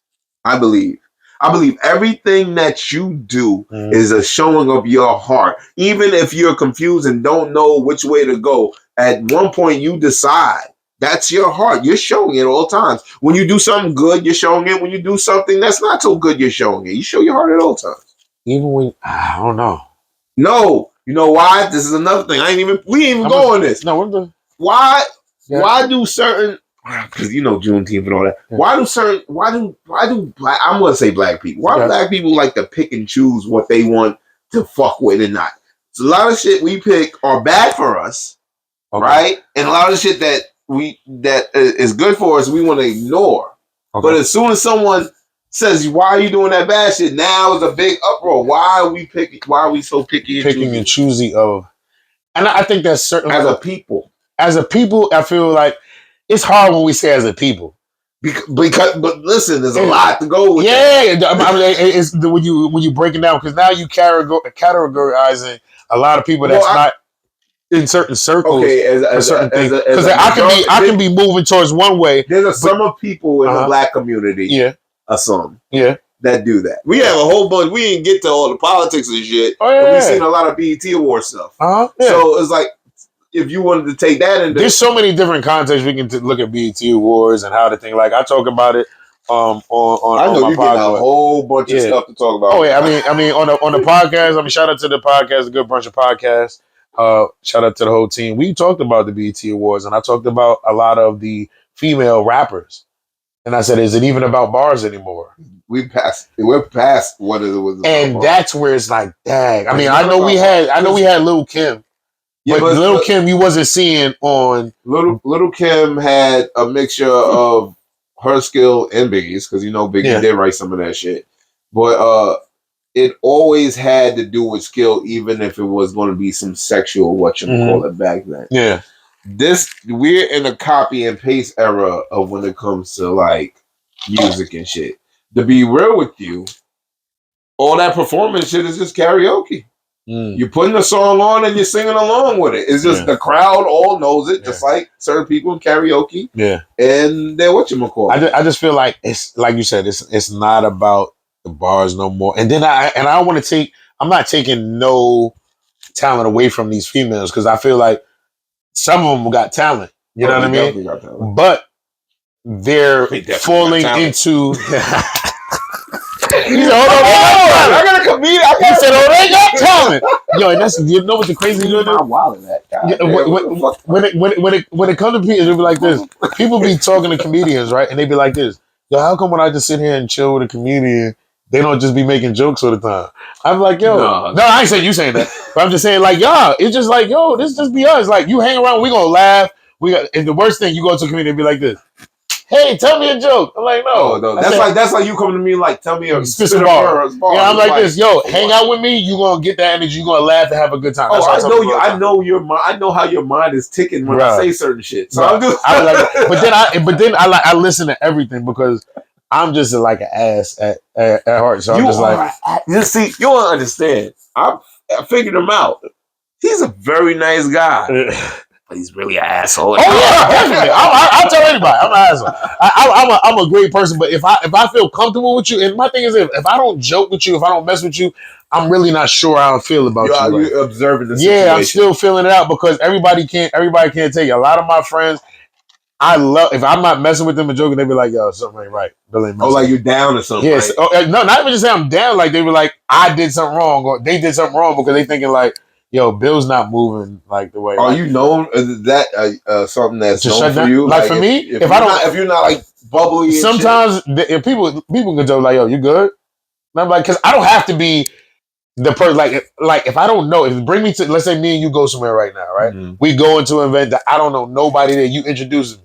You're not gonna get. Oh, that makes sense. I'm like over here like this because you're now, I'm like, hey, what's going on? And you might be like this. You'll be like this. Yo, it's my man here, comedian. I'm like, yeah, what's going on? So I'm like this. I would not introduce you as a comedian. People do it. Yo, people do it. And I'll be like, yo, what's up? This is my boy. He's a comedian. Yo, I didn't say his name yet. Yo, let me explain something. You don't know how many people that do that joke. Yo, what is wrong? Yo, I'm gonna tell you, look at it. No, look. You know who's one of them? See that name right there? Shout out to my man Dre, man. I love my brother. Okay? My brother Dre again be like this. Yo, this is my man Bill here commit. Dre, don't do that, man. Dre, no, that's my brother. Yo, Dre be setting me up like this. Still. And then they be like this. Oh, really?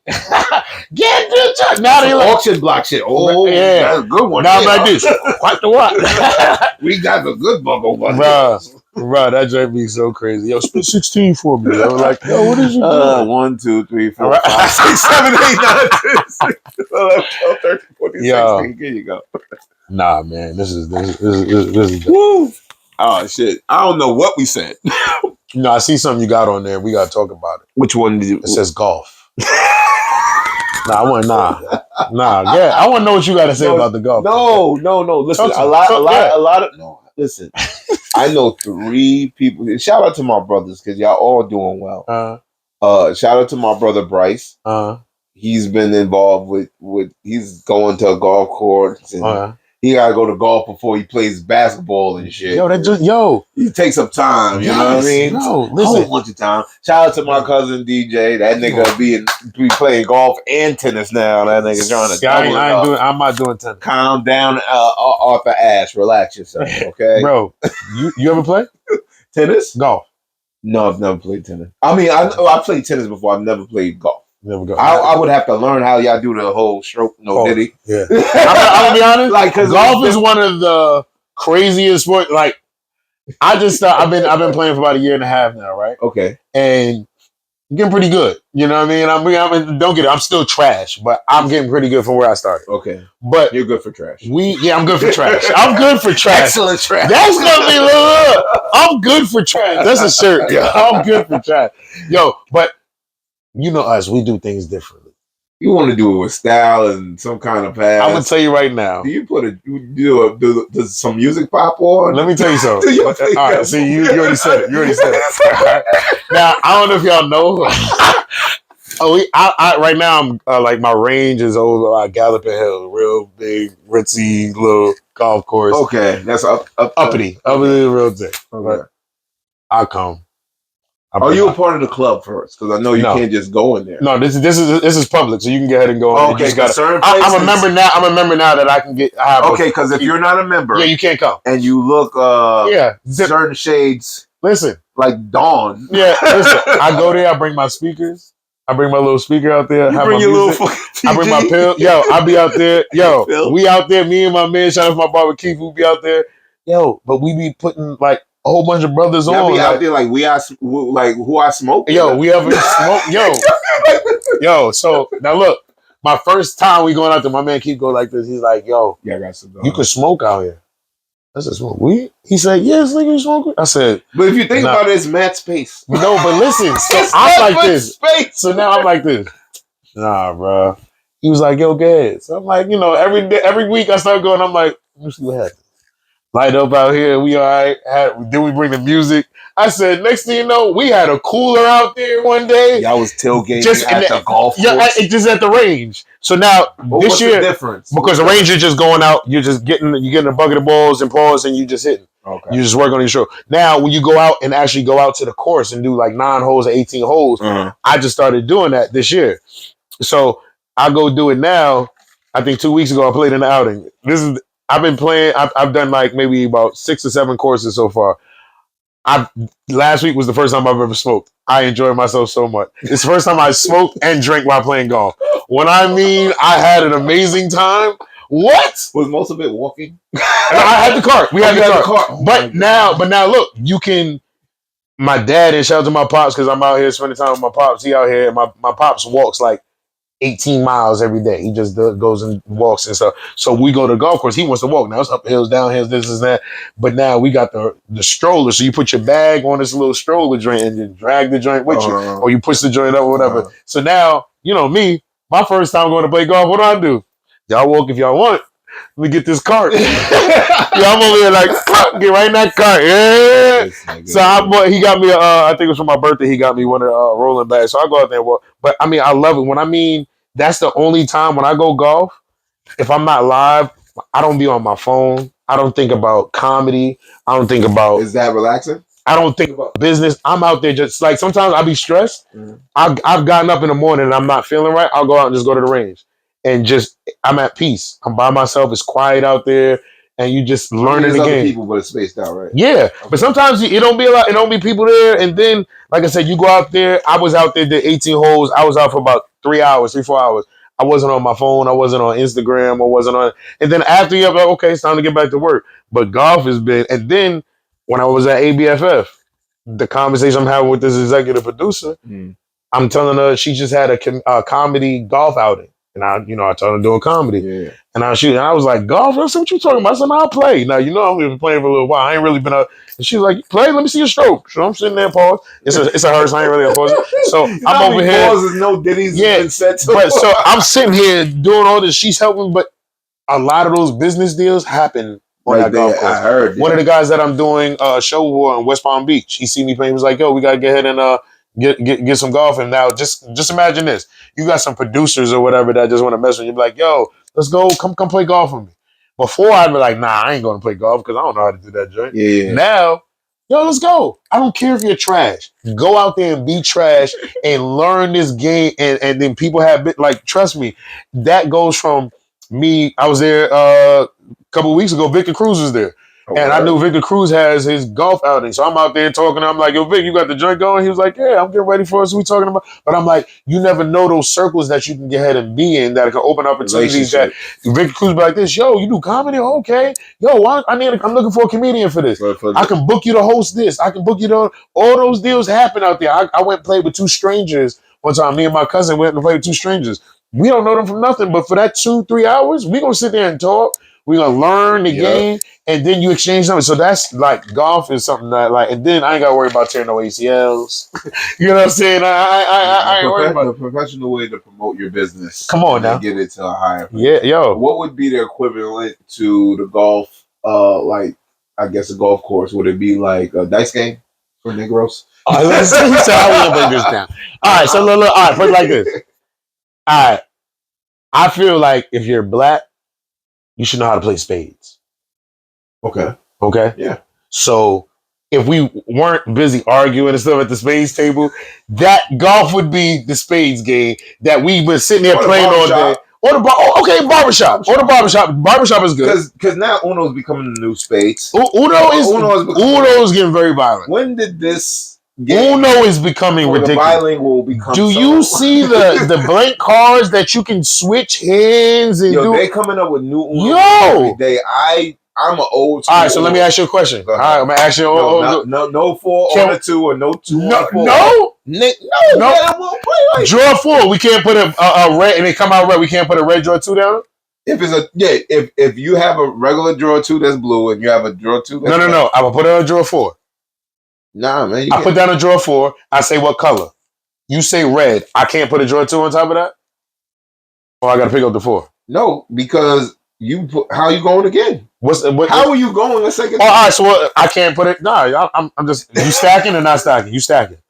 We put all the draw 2s You can't stack on a draw. No, on the 2s. On the 2s. You stacking? Are you playing with stacks? Or on 2s, you can stack 2s if they different colors. So but you play with stacks. You can't put a draw 2 on a draw 4. You don't think so? You don't think so? Nigga, I don't know where you come from. I know where you come from. See, it be stuff like that. That's a whole war. That's that right there. Relationships are done. You know. So Space Game is a lot of people going away, not coming together. We don't got those games that are coming together. We don't have those games. That's why we got to get into other things. We are too busy trying to go against each other. The white man is winning. Yo, listen. I guess I'm going to play with them. I'm trying to go take over their shit. Hey, no, listen. Someone got to play that game. Come on, someone got to be in the house. I just learned that what is it? Uncle Tom ain't really. Uncle Tom was somebody else. Like the story of Uncle Tom has been like told as a lie. Like he wasn't really like. Well, he ran away, and the guy that is Uncle Tom, he went up to Canada and built. He was like a teacher and a professor and shit like that. But he started as Uncle Tom. He's just not a Tom. No. He was a runaway. He ran away and got some people out. He got more people than he's working with Harriet. Than Harriet. He got more people than Harriet? Mm-hmm. Let me see the numbers, man. Let me see the numbers. You want to see that? See, this is you can't introduce new information. I say Uncle Tom ain't Uncle Tom. He's like, well, a minute. Let me see the numbers, man. Pappy doesn't tell. Yeah. Pappy doesn't. Let me see it. That's crazy. Pause. Oh shit, man. Damn, this has been fun. Where are we at with this shit? Karaoke. I mean, we've talked kind of. Yeah, I'm a fake singer. Like, you know. No, I like your karaoke. I love it. I love karaoke, man. Like karaoke. I say this, and I do. I'm getting ready to do the whole like Save This vibes with the whole live band. If you want to pull up, definitely. Like I got a live band. And I was told you I was doing like the spoof songs and stuff like that. It's basically karaoke with a live band. Or if you come in, it's like Weird Al Yankovic. Let's just say you want to come in and you got your music, right? They'll listen to your music and the band will play it, and now you can spit it to the band playing. Okay. So I'm bringing that whole vibe or whatever. You know what I mean? I'll go up there, sing a song or whatever, and the band will get and play for that. So just bringing that. People love two things. Everybody loves music, and everybody loves comedy. Loves to laugh, whatever genre it is. You know what I'm saying? So I feel like when you combine the two, it's just success right in there. When you got the talent that's coming out there, and you bring that vibe, that energy is just dope. So that's something that I'm bringing back. I did it for my birthday, and we're gonna be at the Multiverse Studio, July 26th. I'll bring that whole same vibe back. I'm hosting, and it's gonna be dope. It's gonna be dope. So like it's like a karaoke vibe with the whole live band, bringing comedy, into the type of thing. And then even we got poets. Poets come out, do their thing. I mean, everybody, there's so much talent out here in this area. Definitely. It's always been talent out here. It's just been, I think our way of just trying to continuously work together. Like I see like a lot of the new kids in Harlem and New York, a lot of them, they're doing shit together. Like all the new kids that's coming up, all the ones that Method Man was like, they ain't doing shit for my shit. Yeah. All of them, they doing shit for them, for the kids. And I'm seeing because they do, even like I look at all these like these online like Instagram comedian people or whatever they do. Yeah, what's the difference with that? Like not the stream, like the people that got popular online. I said the stage is different. The stage is getting on stage is definitely different. Like I don't knock what they do, with the sketches and doing that kind of stuff. And I see when they've done that. Yeah. You know what I'm saying? It's just like for me, I'll do one and I'll be off. They be on it every day. I'm just that's how they get their income. Yeah, and I'm not knocking it. I'm not knocking it. How did I come up with what Kai Cenat does? The nigga has motherfucker come over and spend a night. Yeah. Have a sleepover. And he films the shit. Yeah. And the nigga makes millions of dollars. Yeah. You telling me a sleepover? That's how we get popping right now. But it's crazy, and it's just like when we talk about music, we was talking about music earlier and how like the music now compared to the music that we had, and you got older people that are saying, okay, I got to get with the times, so I got to get ahead and go and do this type of music because this is where the times is going. And some people ain't willing to go ahead and make that switch and be like, yo, I'm gonna get ahead and go with the times. Some people's like, I'm gonna stick with this and I'm gonna make this work.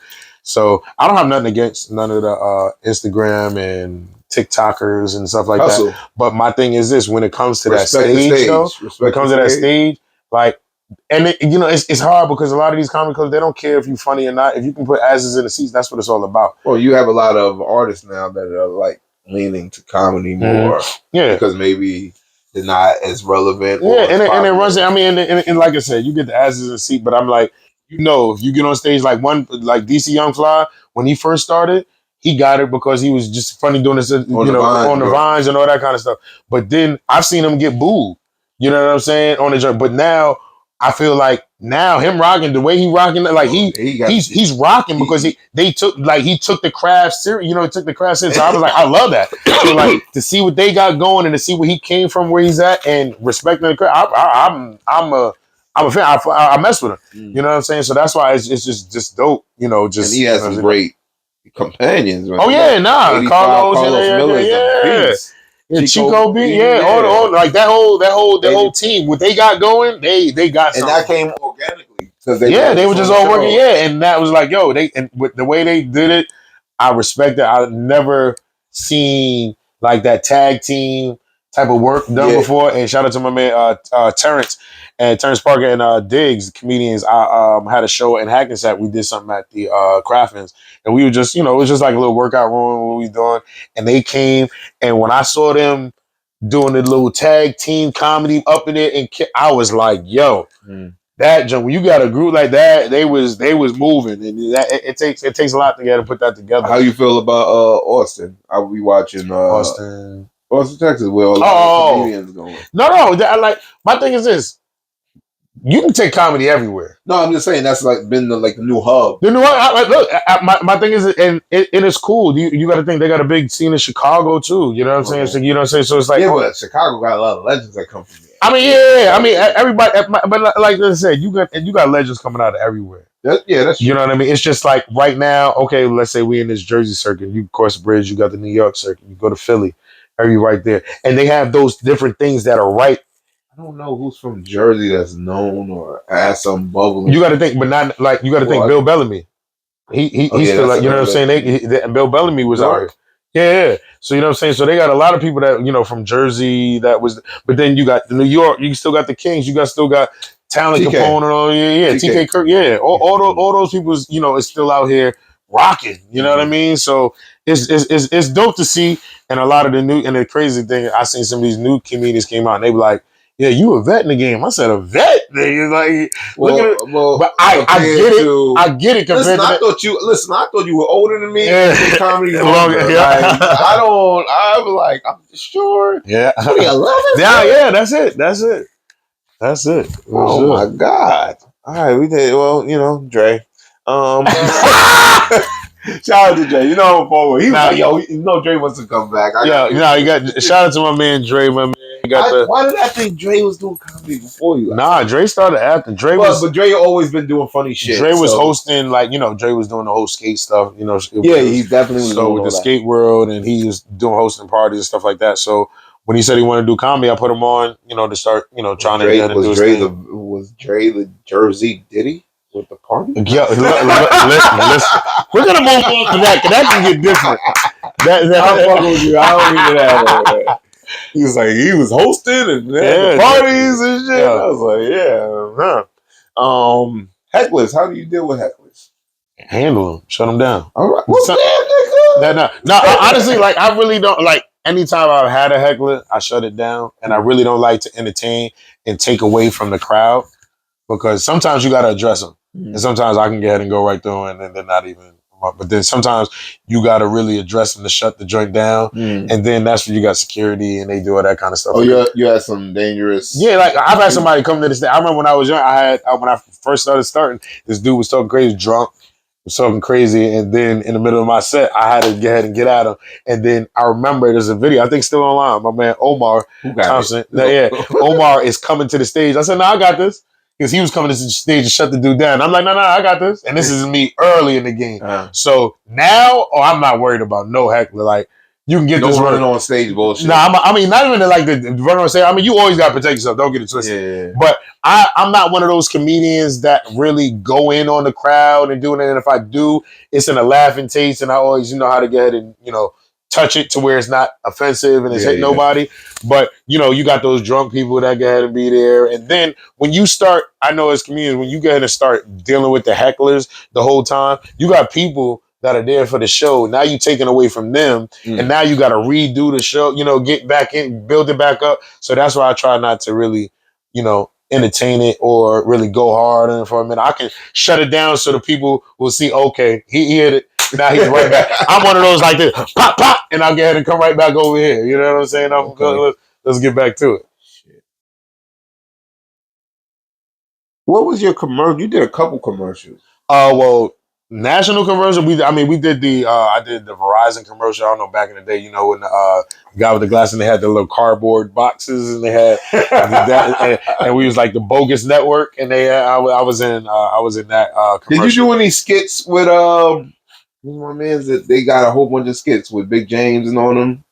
Nah, not really. All the joints I did was pretty on myself. A lot of the stuff I did was the stuff I do for the NFL, do the on the couch videos. Yeah, I've seen that. So we do that on the couch. Like a tub or some shit. We got a whole bunch.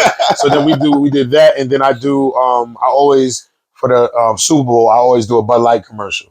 So we always do different Bud Light commercials every year. Last year we didn't do it, so we're gonna definitely do one that we. Was it because wasn't there a Bud Light situation?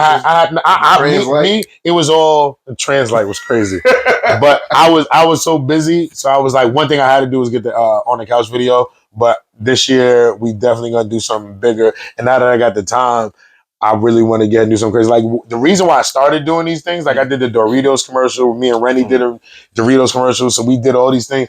And I was doing it because I was like, yo, how can I get myself out there? So what I would do is we would write these scripts for Doritos, Bud Light, and put something out there and hope and tag Bud Light, hope that they see it and they be like, oh, okay, we can get them. Because my thing is I got stuff that's funny and still promoting the stuff. But now if we had the budget behind certain things, they can see something. So I was like, I'm just gonna keep creating and keep creating, and I see myself with the on the couch video. I see it later on.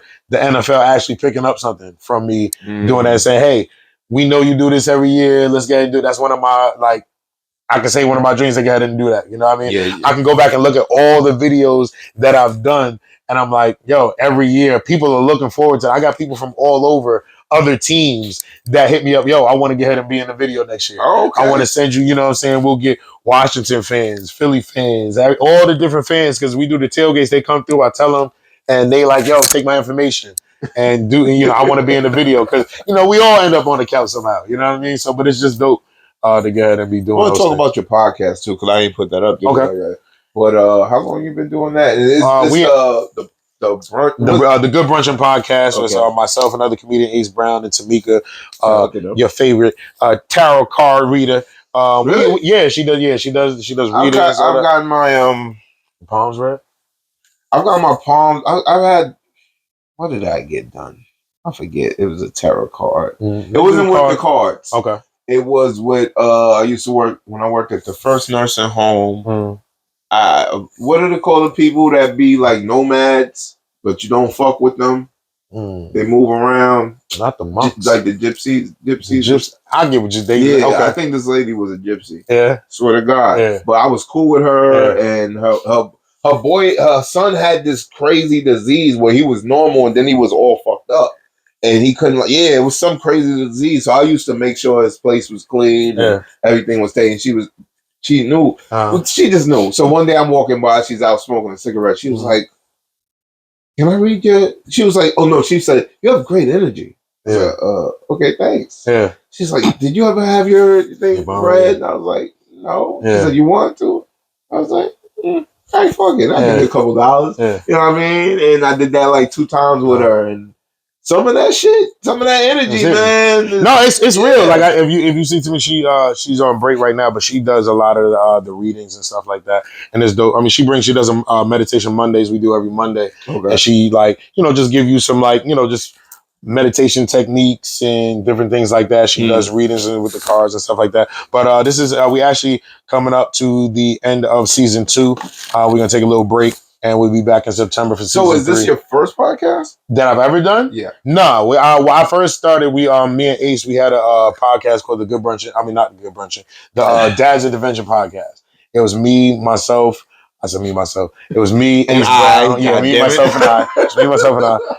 It was me, Ace Brown, and Deacon Comedy. We had it was called the Dad's Adventure podcast, and we were just talking about dads doing dad stuff and having that. How long did y'all do that for? We did that for about like 2-3 years. Okay. Yeah, how did that go? It was good. It was dope. Like we had Dads After Dark. We had all these different things. It was just point of views from dads. My boy BJ has his podcast, Making Enough podcast. And there's like 3 brand. Well, they're not brand new, but 3 new dads. Okay. And they talking mainly about like the new coming up now and shit. It's different. It's different things with like being a dad, and it was just dope. We actually did a comedy special with all of us, and that was in 2018. We did a comedy special called Somebody Come Get These Kids or whatever. So all 3 of us did that. So that was dope. So like I've always been into radio. I was doing radios on Almost Famous Radio. You seem like you're perfect for radio sitcom. Like I ain't gonna lie, I understand why people whatchamacallit to your energy like that, because you just have that energy. You have very Will Smith before the slap energy. Yo, shout out to Will, yo. I love Will, yo. And that's crazy to say, like, I was just talking to somebody the other day, like, as messed up as the whole slap was. Oh, he's doing gospel songs, doing Eminem lyrics. I love Will. The performance was dope. Shout out to Will Smith. Like, I did I Am Legend, right? So when we did that. I was at I worked on I Am Legend movie. So we doing I Am Legend, and we down by the water, and it's the scene where they're like, Will Smith is holding Willow. She's walking through they're scanning everybody's eyes. Oh yeah, to get onto the road to get out, right? So we're out there, and it's freezing out there. We've been out there at night, and I remember I had my North Face jacket on. Was it extra? Yeah, I'm actually an extra jacket. That was Will Smith. That was downtown New York. Yeah. Right? Yeah. Will Smith is like right here, right? And there's people and there's like the barricades. I'm standing here, and Will Smith is just jumping up and down, right? Now, mind you, Will Smith is my favorite actor, and I'm like, I love Will. Like, I look at him as an actor. So now, me and Will's jumping up and down. You start doing it. He turns and looks at me. So now, me and Will is locked out. Oh, you start doing the same So I start jumping. I knew you was I start jumping. I'm doing this, right? They bring Willow over. He holds Willow, jumping and stuff like that. And they go, action! Will goes like this, starts walking with Willow, is doing the scene. My ass is still jumping. Yo, they go like this. Cut! Sir, you can't be jumping, sir. You can't be. I'm like this. Will started it, man. Will started it. Yo, he can't be jumping and leave me. Like, tell me, man. Were you supposed to jump in his arm like Willow? No, man, listen, yo. So I'll never forget that. But nah, like Will's always like that's I don't care. I'm still messing with Will. Oh my god. That was funny. Oh shit. See, I'm like an alley-ooper. I just alley-oop it to you. Yeah, we here. Oh man, let's go to a couple current events and shit. I'll end it with the fam and all that. Where you want to start? We did say something. There's a whole bunch of BET shit. All right, here let's talk about Megan. Megan is too skinny. What's up? Megan's too skinny for you? Megan good? She's too skinny right now? Megan look like she's the exoskeleton from Terminator right now. Let me tell you something. Now, that's healthy and all. Look, but let me tell you something. I saw Megan in person at ABFF. She was there. Okay. And she's tiny? She's little, but I was like, Megan's still bad, yo. No, she's bad. No, and that's why I think, and I'm not into like skinny, like the skinny never been my, but I was like I need this. Meat on my bone. I need something to hit back. You know what I'm saying? But Meg, I don't know. Maybe her face. I think what happens. A lot of people say, "Oh, stop those Ozempic shit." I really think she's just with Jonathan, and they just working out. Yeah. She worked. But then you know what it is. And then and this is she what was they that do. Skinny with the preacher dude. Oh no. But she had these pants, and they were like bigger pants. So you really can't tell. It kind of disguises how skinny it is. Yeah. So it's like, is that hallucination thing? If you get to, and no disrespect to your hero, but if you get, he said to your hero, but if you get to damn, what's her name? I forgot her name. Who's Will Smith's kryptonite? Jada. If you get to, we'll cut this one out. Nah. Well, I didn't say it. I said it. I already know. If you get to that kind of weight, but like, and there was a time when Jada wore it well, but she don't wear this. Everybody, look, skinny ain't for everybody. But if it's healthy, I mean, it's healthy. Like, little booties count too. They say little booties matter. Little booties matter. But I like even my wife was like, "Yo, Megan, she getting too skinny for it." I was like, "This." See, I don't notice when it. the ladies are saying it because they're trying to be skinny all the time. Yeah. So when they're saying, "Yo, it's too," you gotta bring it back. I understand you super fit. Yeah. You want to show your exoskeleton like that. He said, "Yeah, I'm not into the skeleton joint. I'm not into this one." But Meg still got it. Juneteenth, Trump, Bronny, Megan, Keith Lee, Will Smith. We said that Will Smith. It just sounded like he did an Eminem song. Yo, I'm not mad at the song. I'm with it. Yo, I was like this because my wife told me that she was like, "Yo, you know your man Will got a new song out." So I was like, "Word?" And she was like, "Yeah," and she named it like it's a gospel type of thing. I'm like, "Okay," but then I was like, "Did he apologize to Chris Rock?" No, is this his apology tour shit? Like, come on, let's be clear. You seen Bad Boys, right? No, I get to see it. You ain't see it yet? I was out of town. I was out of town. Oh, you were sick. You were out of town. I'm gonna go see it now. You know something? Well, let's just say I heard it was good. It's great. I heard it was the best one. Some people say it's the best one. All right, let's go to it. Rank it. Okay. Which is the best? From best to least. Well, you can't. I don't know 4. From to 3. 1 to 3. Yeah. Because I'm taking a test here. I think I'm. I like 1 and 2. Okay. 3 was out of 1 and 2. Which is the better one? 1. Okay. I understand that. That's a classic one. Mm-hmm. But you know that 2 was that shit. 2 was that shit. 2 and a lot of people. But that's why I didn't want the 3. At first, I didn't really want the 3. This is my take. A lot of people that aren't used to the Bad Boys movies, like after 1 and 2, saw 3, and I watch critics all the time. They be like, 3 is the best one. No. And I'd be like, 3 was 2 would definitely be 3. 3 worked. Yeah. 3 made it like, okay. You left it open. Yeah. I wasn't mad that they did the 3. Yeah. Like I was scared because 2, I was like, after 2, it's hard to 2 is 2 is bananas. So I'm like, he was on ecstasy. I'm like, yo. He's like, yo. Nice fish. Big eyes. Big eyes. Like, that's what? That I tell you this. This is a Martin movie. Mm-hmm. Oh yeah. It's kind of like because 3 he didn't really do nothing. He was really out of shape more, and people say he was lazy now, but he looked worse than 3 to me. Like because he wasn't where he could have been. Okay. 2, Martin was prime Martin show shit. You feel like you got that back and forth?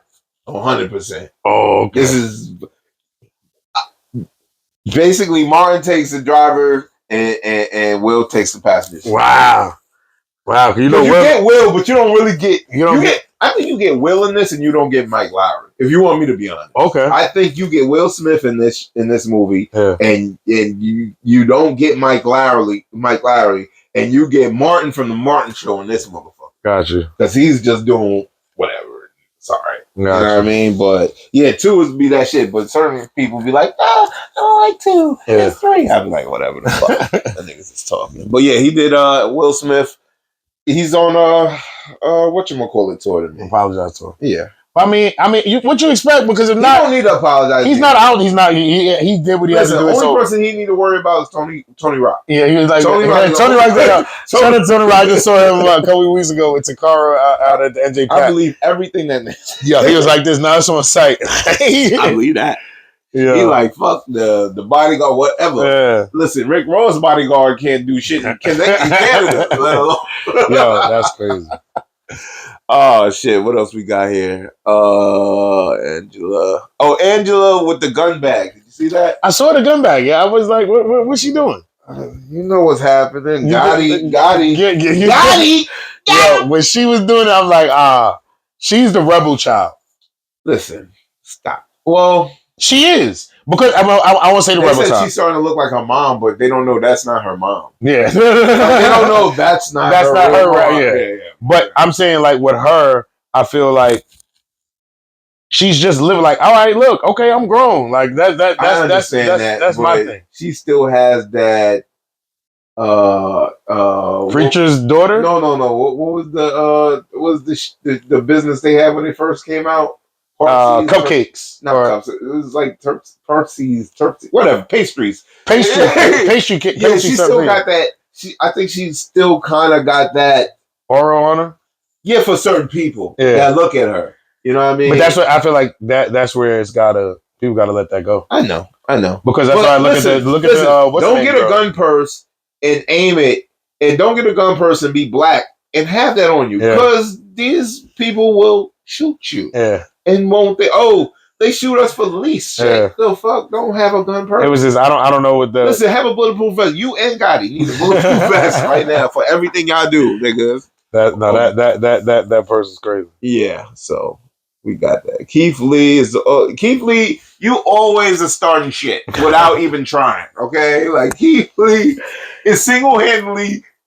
He can bring up your career as like a business or destroy it. Bro, did you see the video with the whole dropping the rose joint and all that kind of stuff? They made a big deal out of it. And I was like, it's not that deep. No, like, but people everything that's on this is.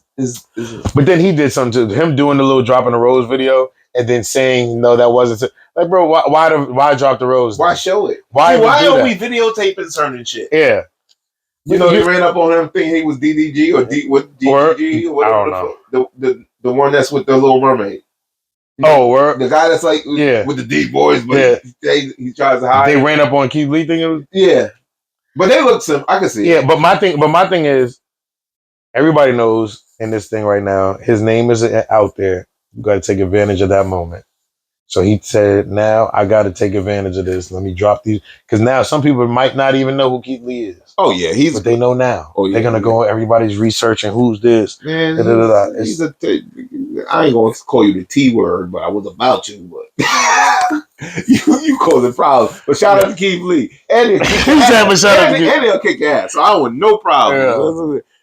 He tried Taraji was trying to kick it to him too, and his wife was right there. It was a big thing. Oh my God! Shout out to Taraji doing her thing. She did her thing on there. Usher's speech, woo! And the fact that there was just all female. How'd you feel about that? At first, I didn't think about it, and then I started thinking about it, and I was like, "This whole BT thing is set up that way." It was women? All based. This is for them to hype up the Democratic vote and try to get black women to do, be that vote. You think it was? I mean, is that you think from Taraji's thing, or from that Usher performance? No. The Taraji thing was a mix up with Keith Lee and all that. But I mean, Taraji was putting the whole thing with voting wise. But I think that's I think the whole award show was set up that way. Like most of the performances are female based. It was hardly any minutes. Yeah, it's right. Yeah, it wasn't a lot of them. Yeah, but my thing is this: I heard people say like, okay, Usher. It's kind of like going to church. Would I want a whole bunch of Usher? Would I want a whole bunch of dudes singing to me? Yeah, okay, I understand that, and I like the. I'd rather have Coco come. No. Coco could have stayed. There's certain people that. I don't feel like everybody in that. I don't feel like everybody should have. I wouldn't take everybody, but the performance, I think that it was dope. I just think it was a set of like there was other dudes that could sing his songs. Okay. Not to him, nigga. But the way it was said, it's for him. If somebody like Beyonce did that, and a whole bunch of dudes sang Beyonce songs, nobody want to hear that. Nobody want to. Of course, of fucking course. I mean, if they look. Of course, Childish Gambino. I like Childish, and now black people recognize them. Like, oh shit, he's actually talented. He's been talented. Oh, no, he's been talented. He's kind of you. Yeah, he took your lane, nigga. Look, he took singing, he acting, writing comedian. It's gonna happen. He took your own shit. It's all right. Look, this is room for all of us. This is room for all of us. We're gonna be all right. You gotta take him out. He said we gotta say. See, this is why we look. He's like, nah, he gotta go, Bill. Bill, he gotta go. He gotta go. Clickbait, baby. Oh shit. Ray J. What's going on with him? He got caught outside. They said he went out to smoke or do something, and they wouldn't let him back in the BET Awards, and he was causing the issue. Then he took his shirt off. He had the pot belly showing. It was a whole bunch of shit. Word? I didn't even see that. Word? The BET Awards, they have no chill. Yo, that's funny. That's crazy. They have no chill. These motherfuckers was doing a whole bunch of entertaining when it comes to that. That's crazy. Yeah. So it was a lot of shit going on, but yeah, get ready for that, man. You got. It's coming. It's coming. Oh no, next year. I was just talking to James. I was like, "Yo, we out there." He was there this year, so I said, "Yeah, I'll be out there next year." This was right after ABFF, so I was like, yeah, I got to go get this money back up. But no, we definitely gonna be there next year. It's always a dope. Like the whole week, they had mad different things going on all week out there. So we definitely gonna be out there. Yeah, I know a lot of people go out there. They, that's a networking thing. No, that's that. No, I'm telling you. I mean, and once you start getting these little lists to get on these different events to know what's going, like that's important. I'm telling you, you got to be. I seen where the relationships. I seen one of my mans that it was like 8:30. He didn't have no ticket after Usher's performance. I'm looking at the TV. I'm like, dude, Jay is right there behind the dude that's doing the interview right now before it's going. I'm like this. Yo. Yeah, right there. Right there. This will never go away. Yeah. Come on. That's it. You know what that is. That's it. Did you see the debate team? I'm gonna be honest. I couldn't watch. Okay. I just it's like it's. I mean, I don't get a choice. I'm not saying like the stuff I gotta go and really look at, but I wasn't in the space to take on the foolishness. That I have to prepare myself. No, you did it. Yeah. You did it. No, what's your handicap in golf? Like what? Yeah. Like what are y'all talking? Yeah, you know what I'm saying? Like what are y'all talking about? Like I don't have time. So I forgot what I was watching, but we was watching. My wife was like, "You want to watch the debate?" She was watching little clips, and I seen certain things, but I was like, that day wasn't good for me. So I said, I don't got time to do this. It's gonna give me a headache. Oh, okay. And that's what it. But I mean, it's important. We got to get out there and vote, and you see what we dealing with right now. We're in trouble. Can I ask you a serious question? Do you believe that the vote matters more locally going up or from the top? No, locally, definitely. Or should we be more as a people pushing that more than we do? Yeah, we do. Because I think I think that's the biggest problem. That everybody thinks it's just okay. Let's vote for the president, but it starts within where you're at. You know what I'm saying? On the local level and going up. Yeah. So those are the people that are bringing those things up. But see, that's why I said with the awards, it's like they set it up so you could.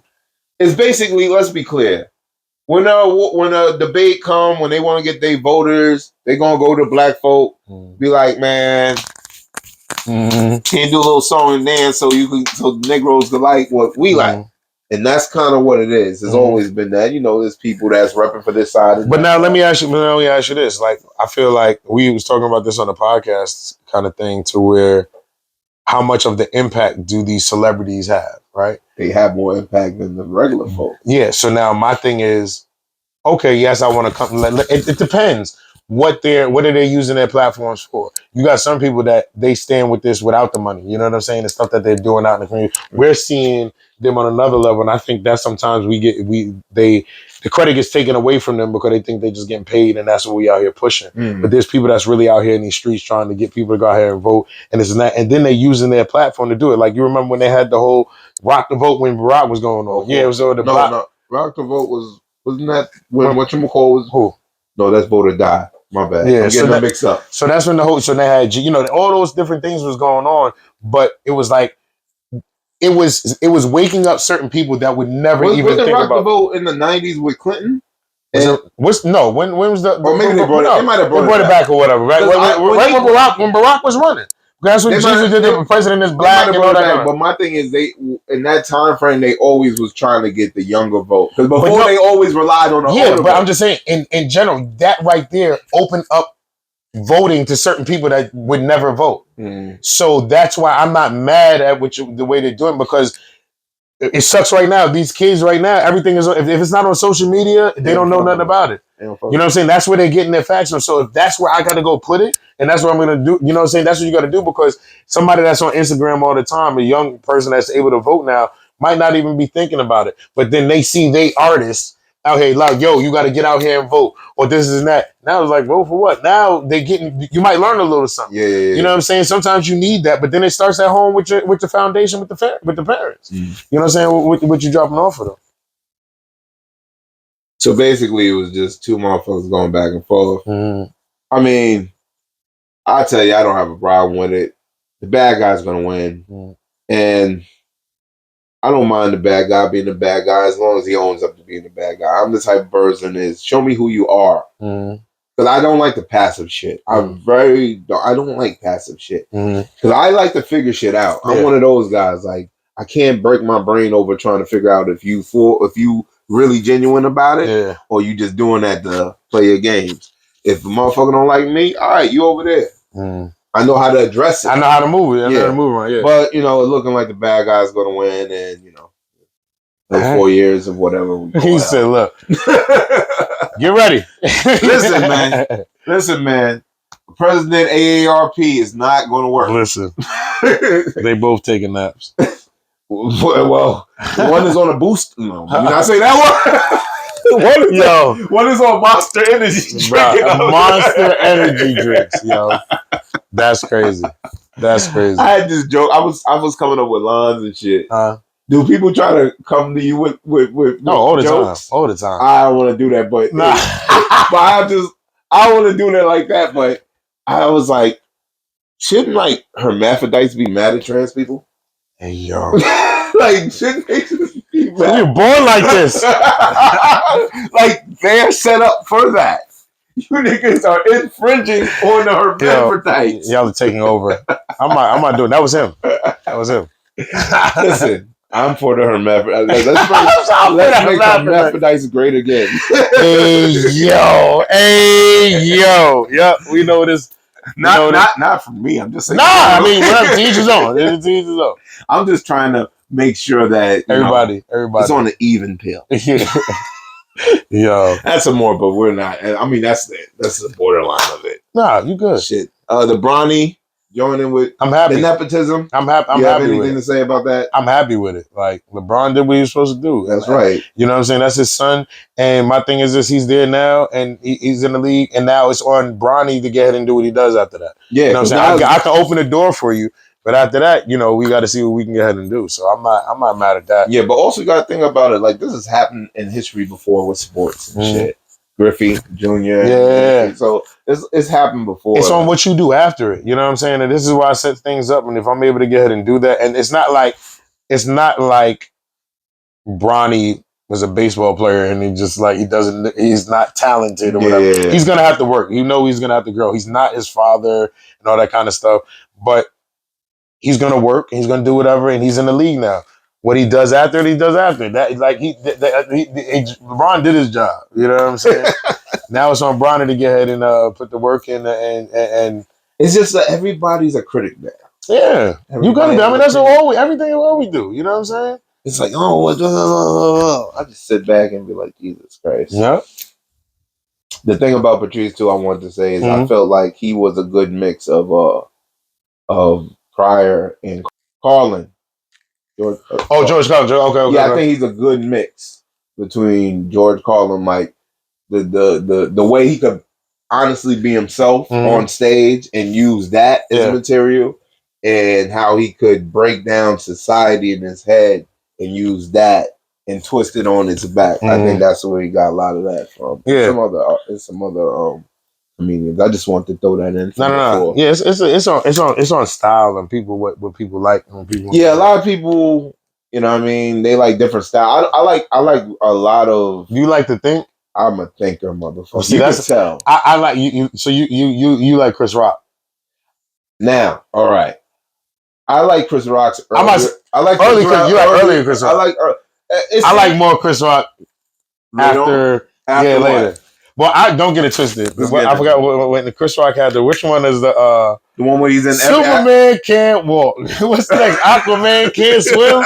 That joke was a lot. Like that's what I was like. But Chris Rock, I love Chris Rock. Don't get it twisted. I love Chris Rock. But then Chris Rock used to get ahead and get real political, like with that was his thing, and like make you think. I'm like, I want to just laugh. I don't want to get deep into a lot of if I don't know the history of it, a lot of people say that with Carlin. It's just that he wasn't as jokey with it, and sometimes when you get political, you're not as jokey. Yeah, to the point. But sometimes it's the shit that they're saying set up. Yeah. That's like, oh shit. Mm-hmm. But it's for different people. Some people like that. Ooh, you smell that outside, boy. Yeah. I don't like that. Some people want to get and get. I feel like I'm past that. Yeah. So I want something that's going to be funny, relatable, and something to think about. Mm-hmm. You know what I mean? That's just because that's the shit I think about. Like, come on, hermaphrodite. Like, who said a joke about hermaphrodite? I get you. I was like, something's not right here. Yeah. He said, we're just going to lead them out. That's what we said. Aren't they about the LHBQT? They're not a part of this. There's no H there. Oh, don't worry. I'll cut that one out. You good. Shit. What else I got there? The Hot Tour girl from last time. She's still popping. Which one? Hot Tour girl. Oh, I know. Yeah, she spit. Yeah, and she got popular. She's popular. She's popping now. She is popular. Everybody want to do it. Do it. All right, my bad. The things y'all get ahead and doing to get ahead and get. But look, this is the next celebrity for the kids. That's bad, though. But it's not bad on her point because she was asked the question. Yeah. My thing is, how did the black guy that asked the question not get popping? How? It was on my show. Is she popping? What about my check? Like, it wasn't for my question. Exactly. As the black man. Because y'all wasn't going to ask her. Yeah, when does the white man say knick-knack, paddywhack? Come on, give the dog a bone. One fish. Two fish. Yeah, come on now. Tour on that bitch. Hey, yo. Do your hot tour. That's crazy. No, did it? None at all. That's crazy. Did I see it right that he's trying to sell the mansion? 70-something million, 73 million. Who gonna buy that? Listen. Is it gonna have a tape in it? You might find some stuff. It's gonna be you might, if them walls you talk. Oh, they talking. Man, listen. You talking about coming down here. What? Whoa. It's white on white. Come on now. Pull it in. Come on now. It's white. Come on now. All white parties. Oh, listen. So it could just blend in. Listen, you need a blue light through that whole place. Oh, shit. Jesus Christ. Angela Gunn, Keith Lee, 2 Chainz, Rick Ross. Rick Ross got jumped. Juneteenth. We were supposed to have this on June. Yeah, I was dying. Do you? I have a thing about Juneteenth. Do you believe? No, not believe, but I think that Juneteenth is just. First of all, I'm mad that Juneteenth get way more respect than Martin Luther King Jr. Day. Like what? Yes. I mean, what the fuck you mean? What do you mean? Like you mad that it's getting more? Why? They always treat Martin Luther King Jr. Day like it's a bastard son holiday. Like it's not Who? How? Everyone else. Why? Everyone but black people. Listen, black people take off of work that they can't, that's not a holiday for them. Like it's not a holiday. Yeah. So they have to work that day. Mm-hmm. So they taking off, which means you're not getting paid for that shit. Mm-hmm. So it's not a fucking holiday. Certain people get closed. Mm-hmm. The banks are closed. Certain places are getting it as a high. But why is Juneteenth jumped ahead of that? But that's for what people's pushing for. I mean, depending who's not getting off from MLK Day. Bro, I just said it's not a holiday where it's where? How? Well, certain schools are closed. I've been school, everything. What about jobs? Yeah, that's a holiday. I used to work for the city. Yeah. Really? Yeah. That's why I'm like, we just got Juneteenth. My colonizer says different. No, I used to have work. We was off. So like we was off in Juneteenth. We just got off. I used to take off Juneteenth on my own. It took 3-4 years for Juneteenth to get popping. I'm just saying, that's nationally. Okay, I'm saying nationally. Yeah. But listen, are we celebrating? We're celebrating a missed date. So let me say this, and this is what I do want. Okay, go ahead. I want people we had this whole big thing on the podcast. I figured that. It was a whole big thing. Go ahead, talk it. Because everybody doesn't have the education of Juneteenth. And when they see Juneteenth, they're like, oh, it's not pushed. And it's I'm not Mexican. Here, I ain't going to say it's the slaughter of tell. So the thing is this. What I would want is everybody, and I say black people and the other people, to get ahead in the same way they try to celebrate Cinco de Mayo. Same day we try to say St. Patrick. It's a group of people. You're never going to get Juneteenth to be like Christmas because that's for everybody. You get what I'm saying? So I want them to get ahead and look at Juneteenth the same way you get ahead and I don't know if you do. I'm just saying you go ahead and it's St. Patrick's Day. You're out there drinking green beers and shit. You know what I'm saying? Like that. I want you to have that same energy when it comes to Juneteenth. You get what I'm trying to say? And like the same way, like 4th of July is just 4th of July to me. We're just gonna get. I think every holiday is becoming a Pride Parade holiday.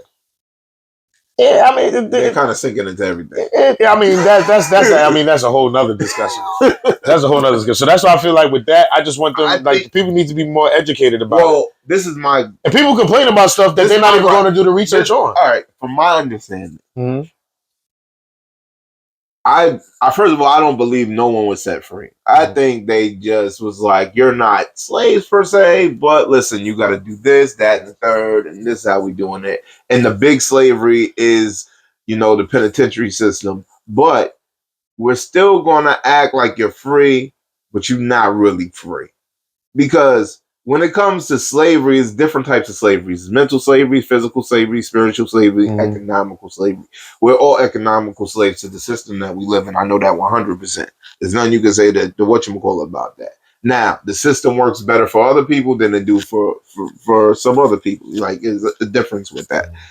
My thing is, the supposed date that we were supposedly set free were 2 years prior, correct? Because the war and all that kind of thing. Yeah, but Texas, let's just say it was Texas, right? Texas, they probably knew and just said, fuck that. Yeah, of course. And then 2 years later. Then have the war and everything after that. It reminds me of when my mom says, oh, me and your dad got 2 different anniversaries because we got married this day, but it was set for this day. And they celebrate 2 holidays. Okay, yeah. So when I see that, I'm like, okay, so it's supposed to be the celebration of when the slaves were set free, right? But then I think the people that are running this holiday have nothing to do with black people. What do you mean? Like the commercialization of this holiday. That's what I mean. This holiday has way more commercialization. I'm saying it all wrong, sluggery. It's more commercialized than Martin Luther King's birthday ever was.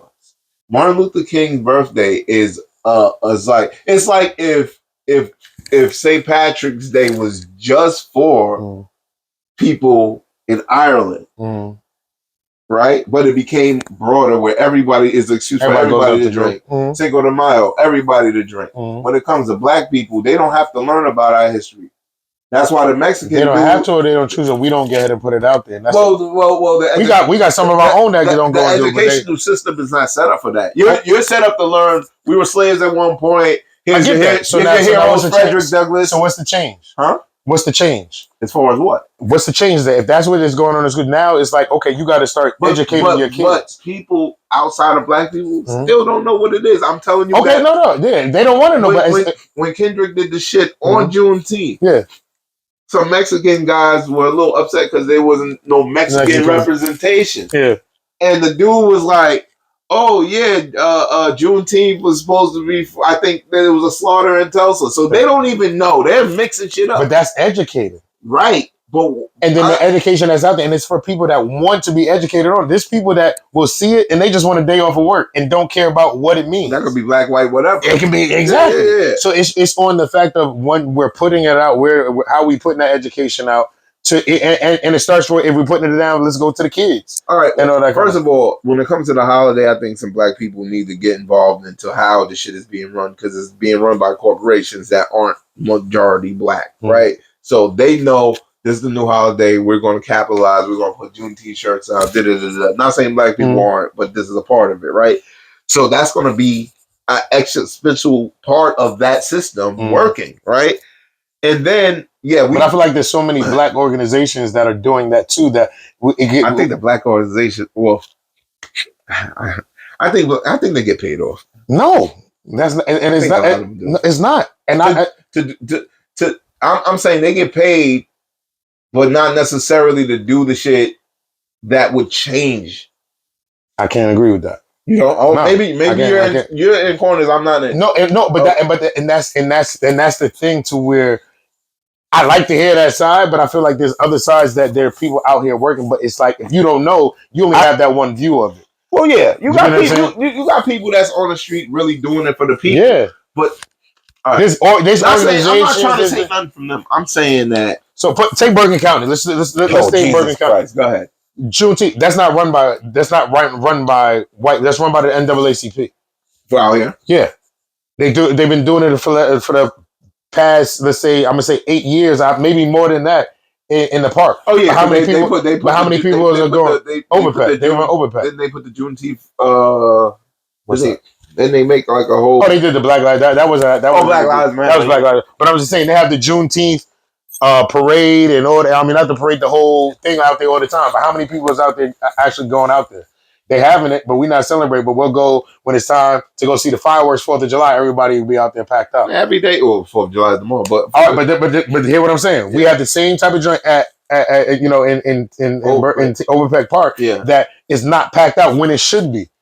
But that's when and it's out there for us. But us is not going out. We taking the day off. As Black people always see, like we create culture, and it's always a buffet for everyone. Mm-hmm. But when we go to other people's buffet or they dine and they're like, nah, it's only for us. Mm. I mean, a couple of y'all cool, but only for us. We give away the sauce way too fucking often. And a lot of times, even if we know the history or don't know the history, and even if they do have a establishment that's the forefront, it's always a white hand behind it. That's what I'm saying. There's always, even if like we get put out in front. To sell, because we sell, right? So you trying to say the investor that's putting it out to do? It's always going to be that. It's not. No, you can't think like that. Well, you can't think like that. There's no way you can't. You can't. And that's our problem. We got to get out of that mentality. All right. I'm a guy that if you show me, I'm on it. So all right. So now I'm that type of guy. Yeah. Right? No, but I'm just okay. So look, I'm a part of a fraternity, right? And all the D9s that's out here, they have all these different, different events and organizations for history that they try to get ahead and get out. You can get ahead and put it out in the churches. You can do that. It's on what people are going to actually come out to and look at, right? Mm-hmm. And what they're going to do. You got people that these are Black organizations that are putting money to NAACP, Black organizations that's putting this thing together. But then they're getting sponsors and they're getting all that kind of stuff. But then our people's not even coming out. Our people's not coming out, but then they're gonna say that because everybody's we can't complain about stuff that y'all are not even supporting. Y'all complaining something that y'all not even supporting your own. That's what we do. No. That's what a lot of Black people do complain about shit that they didn't even involved in. But that's the problem. They're not involved. So when we're not, do you want to be involved? Wait. I'm just like, listen. All right. Anyway, that's what I'm saying. People complain. If you don't vote, you can't complain. If you don't go on, you can't complain. No. Right or wrong? I'm cool with that. Yeah, don't complain. The nigga don't complain at all. Yeah. I'm not trying to make this a complaint. Mm-hmm. I'm just saying you have a point. And I might not have a point on knowing exactly what I was saying, but from what I do agree with you. There are things that, yes, there are white dollars behind that, and I'm not saying that that's not happening. But there are organizations that the Black people are pushing and have the money behind and all that kind of stuff. There's organizations that are doing that out here to do it. Why is it hard for us? Like, why can't we? And I know we're going to think about it. Why can't we put shit together for us and have some kind of union that's big? So you wanted us and just us? That's what you're saying, nigga? My mama is a half-baked Muslim, meaning she was a Muslim when Malcolm was there. She was Malcolm. Mm-hmm. So, and then somewhere down the line, she stopped and she went back to Baptist. I was like, why? And then she put me in Catholic school because of my grandmother. So I'm all fucked up. Gotcha. But I came up off of reading the Malcolm, the autobiography, all that. I came up with Muslims and 5%ers. Yeah. My thinking is always a little more radical. I get you. My thing is always a little bit more radical than maybe the other guy, right? And I've always been the type, like, I will march, but I have to know I have reliable Negroes with me. Mm-hmm. I gotta know that. I can't have, because a lot of times it gets flimsy. And some people was going to marches and don't even know why they marching. This is the thing to do now. But that's the thing. So that we can go on forever. That's a whole nother, Listen, that was a thought point, a think point. What? Thought, think point, whatever the fuck what he said. Whatever he tried to say. I swear that's not water, because I feel like as the interview started going, I'm like, maybe there's something else in there. Wait, hold up. I think let me get my inside voice. Yeah, there you go. Because I sound like I'm a drunk all the time. Nah, but it's water. Wait, hold up. That's water. I think I stopped drinking. Yeah, because I used to get on here and be drunk and be twisted and be. All right, well, look, you started drinking something else. I think it's just clear now. I don't like vodka like that. Yeah, no, I drink it if I have to. You ever watched that 20v1 balloon? Oh, yeah, they be wilding with that, yo. Yo, some of these chicks, and then the dude, it'd be crazy, yo. I'd be like, I know yo. you're going to talk about Ninja Turtle, but... Oh, bro, he was wild. And, yo, these dudes be getting tight, yo. I ain't gonna front. You walk in a room, and you got 20 women, and they all go, pop, pop, pop, pop, pop, pop, pop, pop. I'm like, yo, fuck Why are we even talking to you after you pop? Yeah, we not. There's no conversation. Nah, I'm good. Nah. And then you can't, the girl can't come in there, and if you pop on there, you shatter what? Yeah, man. One guy was in there like, you did me a the Ninja Turtle was like, you did me a favor. The other guy was like, nah, that's all right. I'm above you. You're not ready. And then it becomes, and now you sitting here battling. This is what happens. It becomes clickbait for what is termed toxic masculinity. Mm-hmm. If you're being honest and straight up to the woman. Mm-hmm. But if they do it back, they got the right. So it becomes that. It's good clickbait. It's good. It's good. Oh no, don't get it. It's entertaining. Like what they do. No, that's definitely. But I'm like, nah, I'm good. That's crazy. That's crazy. You host one of them, right? I definitely host that shit. You'll be that guy. See, I'll be the one to hype the joint up. Yo, whoa, why you popping it? You know, I'm definitely. I can just. I hosted some joint like that. Oh shit, for sure. I think we went through everything. Yeah, that was long. Just Bill, years, comedy, inspiration, commercial, stand-up, hecklers, golf, Dre. Andre, shout out. Oh, family. Yeah. Family. You was out here, before you had a family, you was doing your thing, right? Oh, yeah. I mean, before I had the twins, I was out here grinding. Doubling up. That was it. And like, even when I had the twins, it's kind of like I had to like slow down because like, yeah, twins, like that's you're not starting one at a time. Yeah, everything. So any parent that has one kid at a time, I don't want to hear it. It was hard. You know what I'm saying? But no, it was dope. Like just to have my wife and the support that I have for doing what I do, it wouldn't, I wouldn't be able to do this right now. I wouldn't be able to be doing this full time if I didn't have the support from my wife. With the kids, I'm happy they're at the age they're 7 now, and they fend for themselves right now. You know what I mean? They know what dad does, so they know. Yeah, they like, yo, get me in that skit. Yeah, and the thing is, like my kids, I don't never want to be that parent to like push stuff on them, but they're like, yo, daddy, we want to get ahead and do a video. My son, he wants to shoot a movie, and they see all my sketches. And then the best thing was I was able to do my comedy special, and my kids be able to be in the building. You know what I'm saying? My kids was in the building. They watched and then to see my kids come back and telling me jokes, and they be like, "Oh, I like this joke. Daddy, do this joke." It was like, okay, they see what I'm doing, and they walk around. They have my merch on. They going to school, having their friends talking about, "I want to get ahead of all the," because the father's first superhero. Mom and dad is first superhero. That's it. So it's just family for me is just important, and then like family keeps me grounded, yo. I'm gonna be honest, because my family gonna get ahead and let me know. And then I say family, it's not just blood. You know what I mean? A lot of people just they got locked into this thing, into building the relationships, and you got to have those people to keep you grounded and to let you know, like, all right, okay, how big you get. You know what I'm saying? You know what I mean? But it's always good. Still punch you in the throat. Yeah, you know what I'm saying? So it's like just to have that. But I mean, I love, and like I said, now me doing this full time and being on my own clock, I can get ahead and it'll feel good, right? For me, my biggest thing is I was able to put my kids on the bus, pick them up off the bus. I was missing a lot of things. I'm still gonna be missing things when I be, go on the road and do certain things. But just to be able to put my kids on the bus, help with homework and do all these things, and I can front when I do this, it's more material for me.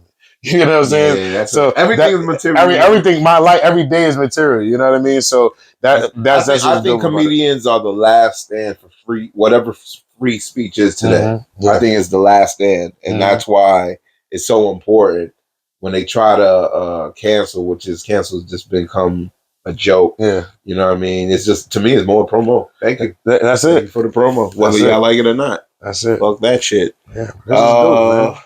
Is there anything else you want to ask me? Say anything you want to look, man, only thing I'm going to I'll let people know, I got my comedy special. We still waiting for the release date. Save As God Knows My Heart on Amazon Prime. It's going to be on all streaming platforms, on iTunes, when is Spotify. This work going to be? that's what we trying to get it within the next couple months. The next one, it was supposed to be April 1st for the release of it, but with Amazon, unless Amazon paying for everything, you got all these different titles that's held up in the submission thing. So we waiting patiently, but we're gonna get it out on Amazon as soon as possible. But it's gonna be the audio version is gonna be on iTunes probably next month. Okay. It'll be on iTunes and Spotify. All those good, platforms. Good. So we can go ahead and get that. So go to billionairecomedy.com to stay up to date. We got some because nigga, you just skipped the whole millionaire. You was like, nigga, I'm a billionaire. The check ain't clear yet. You know what I'm saying? I got you, but I got you. That name came from basketball. Somebody called you that? That was Bill, and the shot was just, all right, Billy, he was a billionaire. You know what I'm saying? Who said that shit? My man Darrell Holford. Like somebody that was New York, like billionaire. And he was always calling me billionaire. And I was like this, and I was like, yo, I like that billionaire. And I've been running with billionaire, running with the billionaire mind state. And then my thing is, I'm gonna be the first billionaire in my family. You know what I'm saying? I said, I just speak and manifest that. You know what I mean? So that's what I believe it's gonna happen. Okay. The check gonna clear. What else you got coming up? We got the movie Liquor Run I did. Is gonna be on Tubi in the next couple weeks. It's gonna be on Tubi with Spliff Star, Big Mama Badass, Rashawn Reese, Hassan Oliver, a whole bunch of comedians from Jersey out there. Shout out to Hall Mills Network. They were all there. Vernon Townsend wrote the joint, and shout out to Big Rim. For that liquor? Huh? Listen, I played Reverend. Dad, we had Reverend Owens. Shit, you're already getting right to it. So y'all gotta go see that joint. It's definitely gonna. So when it comes on Tubi, how much is you good percentage? 25% in the movie? in the joint, yeah. But like my role, it sounds like a Friday movie. Exactly. Liquor Run. Exactly. It's probably the whole day. So, we need to get liquor. It's super bad for black folk. Yeah. So I'm the pastor. They trying to get this money up to get ahead and everybody get that stuff going. Okay, but Bernie Mac. Yeah, it's hilarious. Like we got one of the scenes. One of my favorite scenes is I run a bingo night, but it ain't your average bingo night. We in there gambling. They in there rolling dice. They got the weed man in there. Bingo sounds like something would go. Yeah, trust me. There's a lot of things going on, but y'all go see it, okay? Y'all go see it. It's definitely gonna be dope. Y'all gonna see it's gonna come on Tubi real soon. Okay. And like I said, just keep following me for upcoming shows and different events going on. And we got some projects working, some other movie scripts that we're working on right now, and I'm doing some readings and stuff like that. So we staying busy. And you got the karaoke? Karaoke every Tuesday at Strap Hanger. We have karaoke presented by Lindsay Legacy, hosted by me and my co-host Dre. Y'all know Dre from the Who's Up Morning Show. Right. He was here. Dre gotta come back. Yeah, so Dre, let me know when Dre come back, because I want to sit down here and talk. Okay. Because we definitely, because Dre's like, he never gets a solo, but it's all right. No, Dre's not gonna. You're not getting a solo. Nah. Shout out to Dre. That's good. Y'all in a strange way, because how y'all do comedy is always not no Batman Robin, but it's like I always see y'all together. Yeah, no, that's my man. Yeah, that's my man. Like I told Dre, like if you want to do this comedy thing, I can go ahead and put him out there and get him on some shows and stuff like that. But I was like, I'm serious about this. This ain't some, hey, I want to do it. He's like karaoke master now. I told him he's also the skate king. Yeah, he on a skate tour. He gonna do stand up skating. He on a skate karaoke tour. But now that's my brother. We out here, grinding. We actually got a pool party coming up the 13th, July 13th. Okay. So we getting ready. I'm performing over there. He's gonna be hosting. And with DJ E-Class. So we got that stuff coming. So we got, just like I said, follow on Instagram at Billionaire Comedy 06. And y'all can see up and coming stuff. I appreciate you, man. Oh, thank you for actually having me down here, man. We finally did it. No, real talk. We've been cooking for a minute. I told you, once we get talking. Yeah. It came and it was natural. It was natural, yeah. And let's be clear, we've never had a conversation, especially this long. And this is the longest we ever sat here. That's real. That's real. So, I hate, but sometimes when I don't know a person or I'm not aware, I feel like, all right, I don't want to go into it like an interview. Yeah. So I got to figure out what does this person know that I know that. And then we can kind of bounce off each other. We can go into all the questions and shit like that. But just so you know, Miss Billionaire, there are no horse here. There's only attention if you're watching this. Yeah. It's nothing. Not yet. This is the saved. This is the saved version. This ain't the ish. Yeah, this is the Catholic version. Yeah. That's it. That's it. Throw that on. Yeah, that's it. Get that on. That's it. That's Get it. that out. Yeah. No, then you got the big glass churches. Those. Oh yeah, come on. That's the mega. I could see you doing a movie doing that. Oh, but I got some Faith Part 2. I got some things coming, man. I got some things. I coming. can see it, man. I want to build something like those. Anything else you want to say? You can ask me. You can say anything, man. I mean, what you got coming on? What's going on music wise? You rocking music wise, or what's going on? I'm not doing music right now for a couple reasons. Now, some people will say like still do, but I have mad catalog. What I'm gonna do is I'm just gonna put all the catalog out. Okay, that's what I'm working on now. Putting all my catalog out and trying to work off that. As far as writing, like when I feel it, I write something. But I'm not really in the mood of recording music right now. I'm more in this mood. Like I'm really into I guess this media space. Like I'm really researching and studying how to better this situation. I always tell people I'm just using the same energy I did rapping. I got you doing this. Yeah. Sometimes you gotta do it. Like you know what it takes to get where you gotta get with there. That's why I took like time. Verses of bars and shit. And then this is like the whole album, the whole song or whatever. You know what I mean? How long you been doing this? It's about to be 4 years. Yeah, that's This election day. I started election night 2020. Wow. Yeah. So this is 4 years. I've been doing the ups and downs, here's and that, you know what I mean, working with what I can. Yeah. Trying to get it. You know, right now I know a lot of people be paying attention. I'm just trying to take it up now, you know. Trying to get some sponsors, people that could, you know, put me in a better position. That's what I'll tell you right now. You go on the right, you on the right path, and you trying, man. You putting it together. You ain't trying, you doing it. I'm doing it, but let's say you doing it. It's just it's like one day at a time. You know what it is with me, and I think you're very optimistic. When I rely on hope, it's always something that just doesn't work for me, and I just kind of shun it. Yeah, like I kind of we got to speak. Like my thing is this: when everything I do, I gotta have that.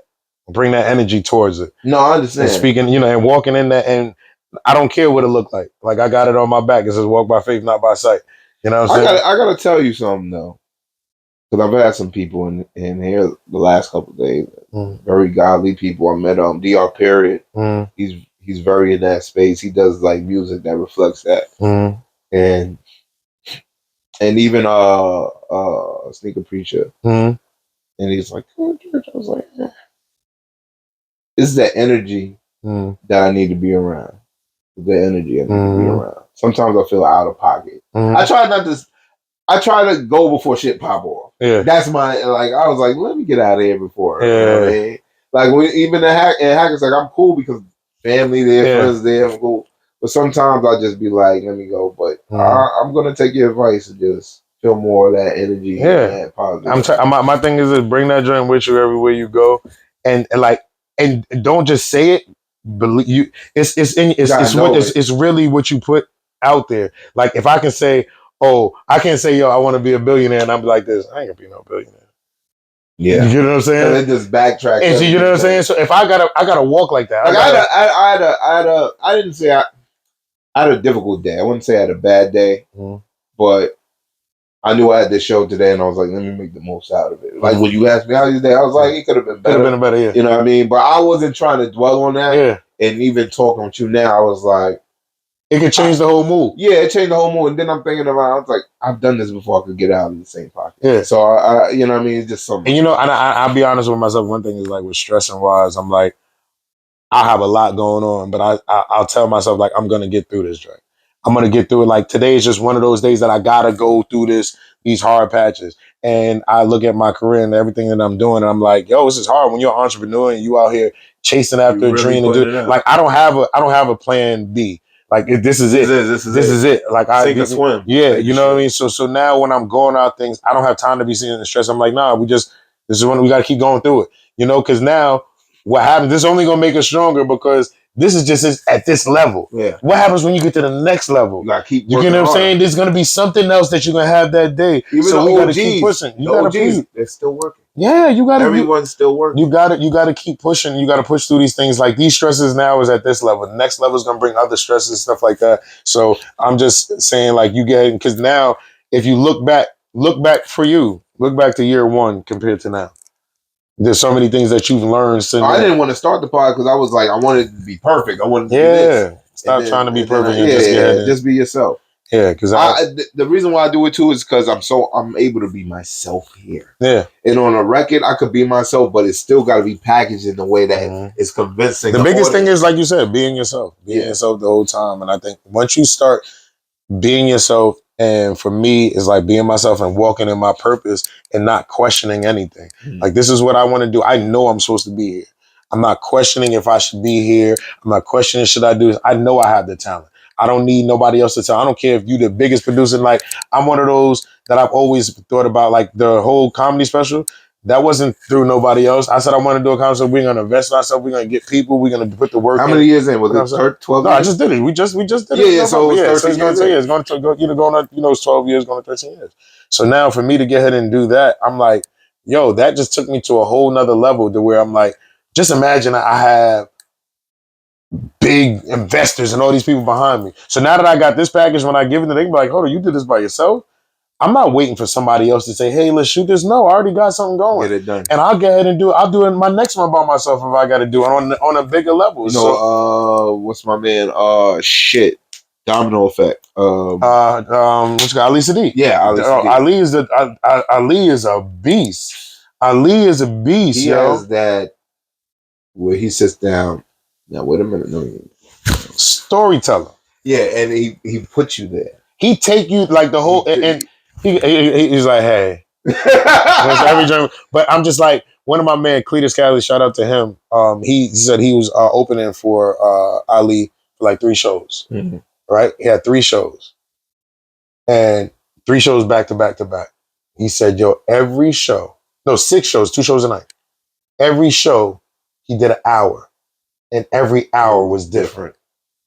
That's 6 hours. And he said in all 6 of them, it wasn't like, show 1 was cool. No, it was all 6 hours was different. And I'm like, yo, that's different. It's different, man. 6 hours? Like, that's why I respect your shit. It's like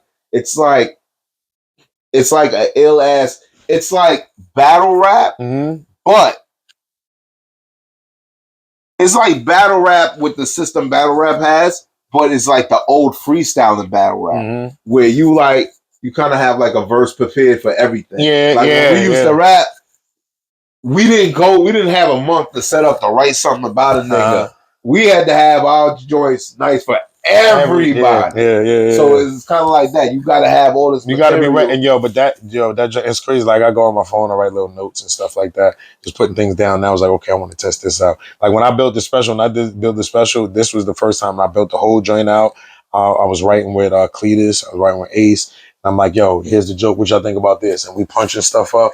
But now you really setting up that joint. When you putting in that work, like it's like, yo, when you really sitting there like, okay, I got this joke here. You sitting there mapping stuff on the board. Looking like Tom Cruise. And then it's like, okay, I want to do like, it was crazy. When I'm writing my track, like when you do my jokes, I wrote it like a whole, like for the Amazon, for iTunes, it's a whole track list, of jokes. It's not just, so I'm like, okay, it's track 1, track 2, so now that's how I'm doing the performance.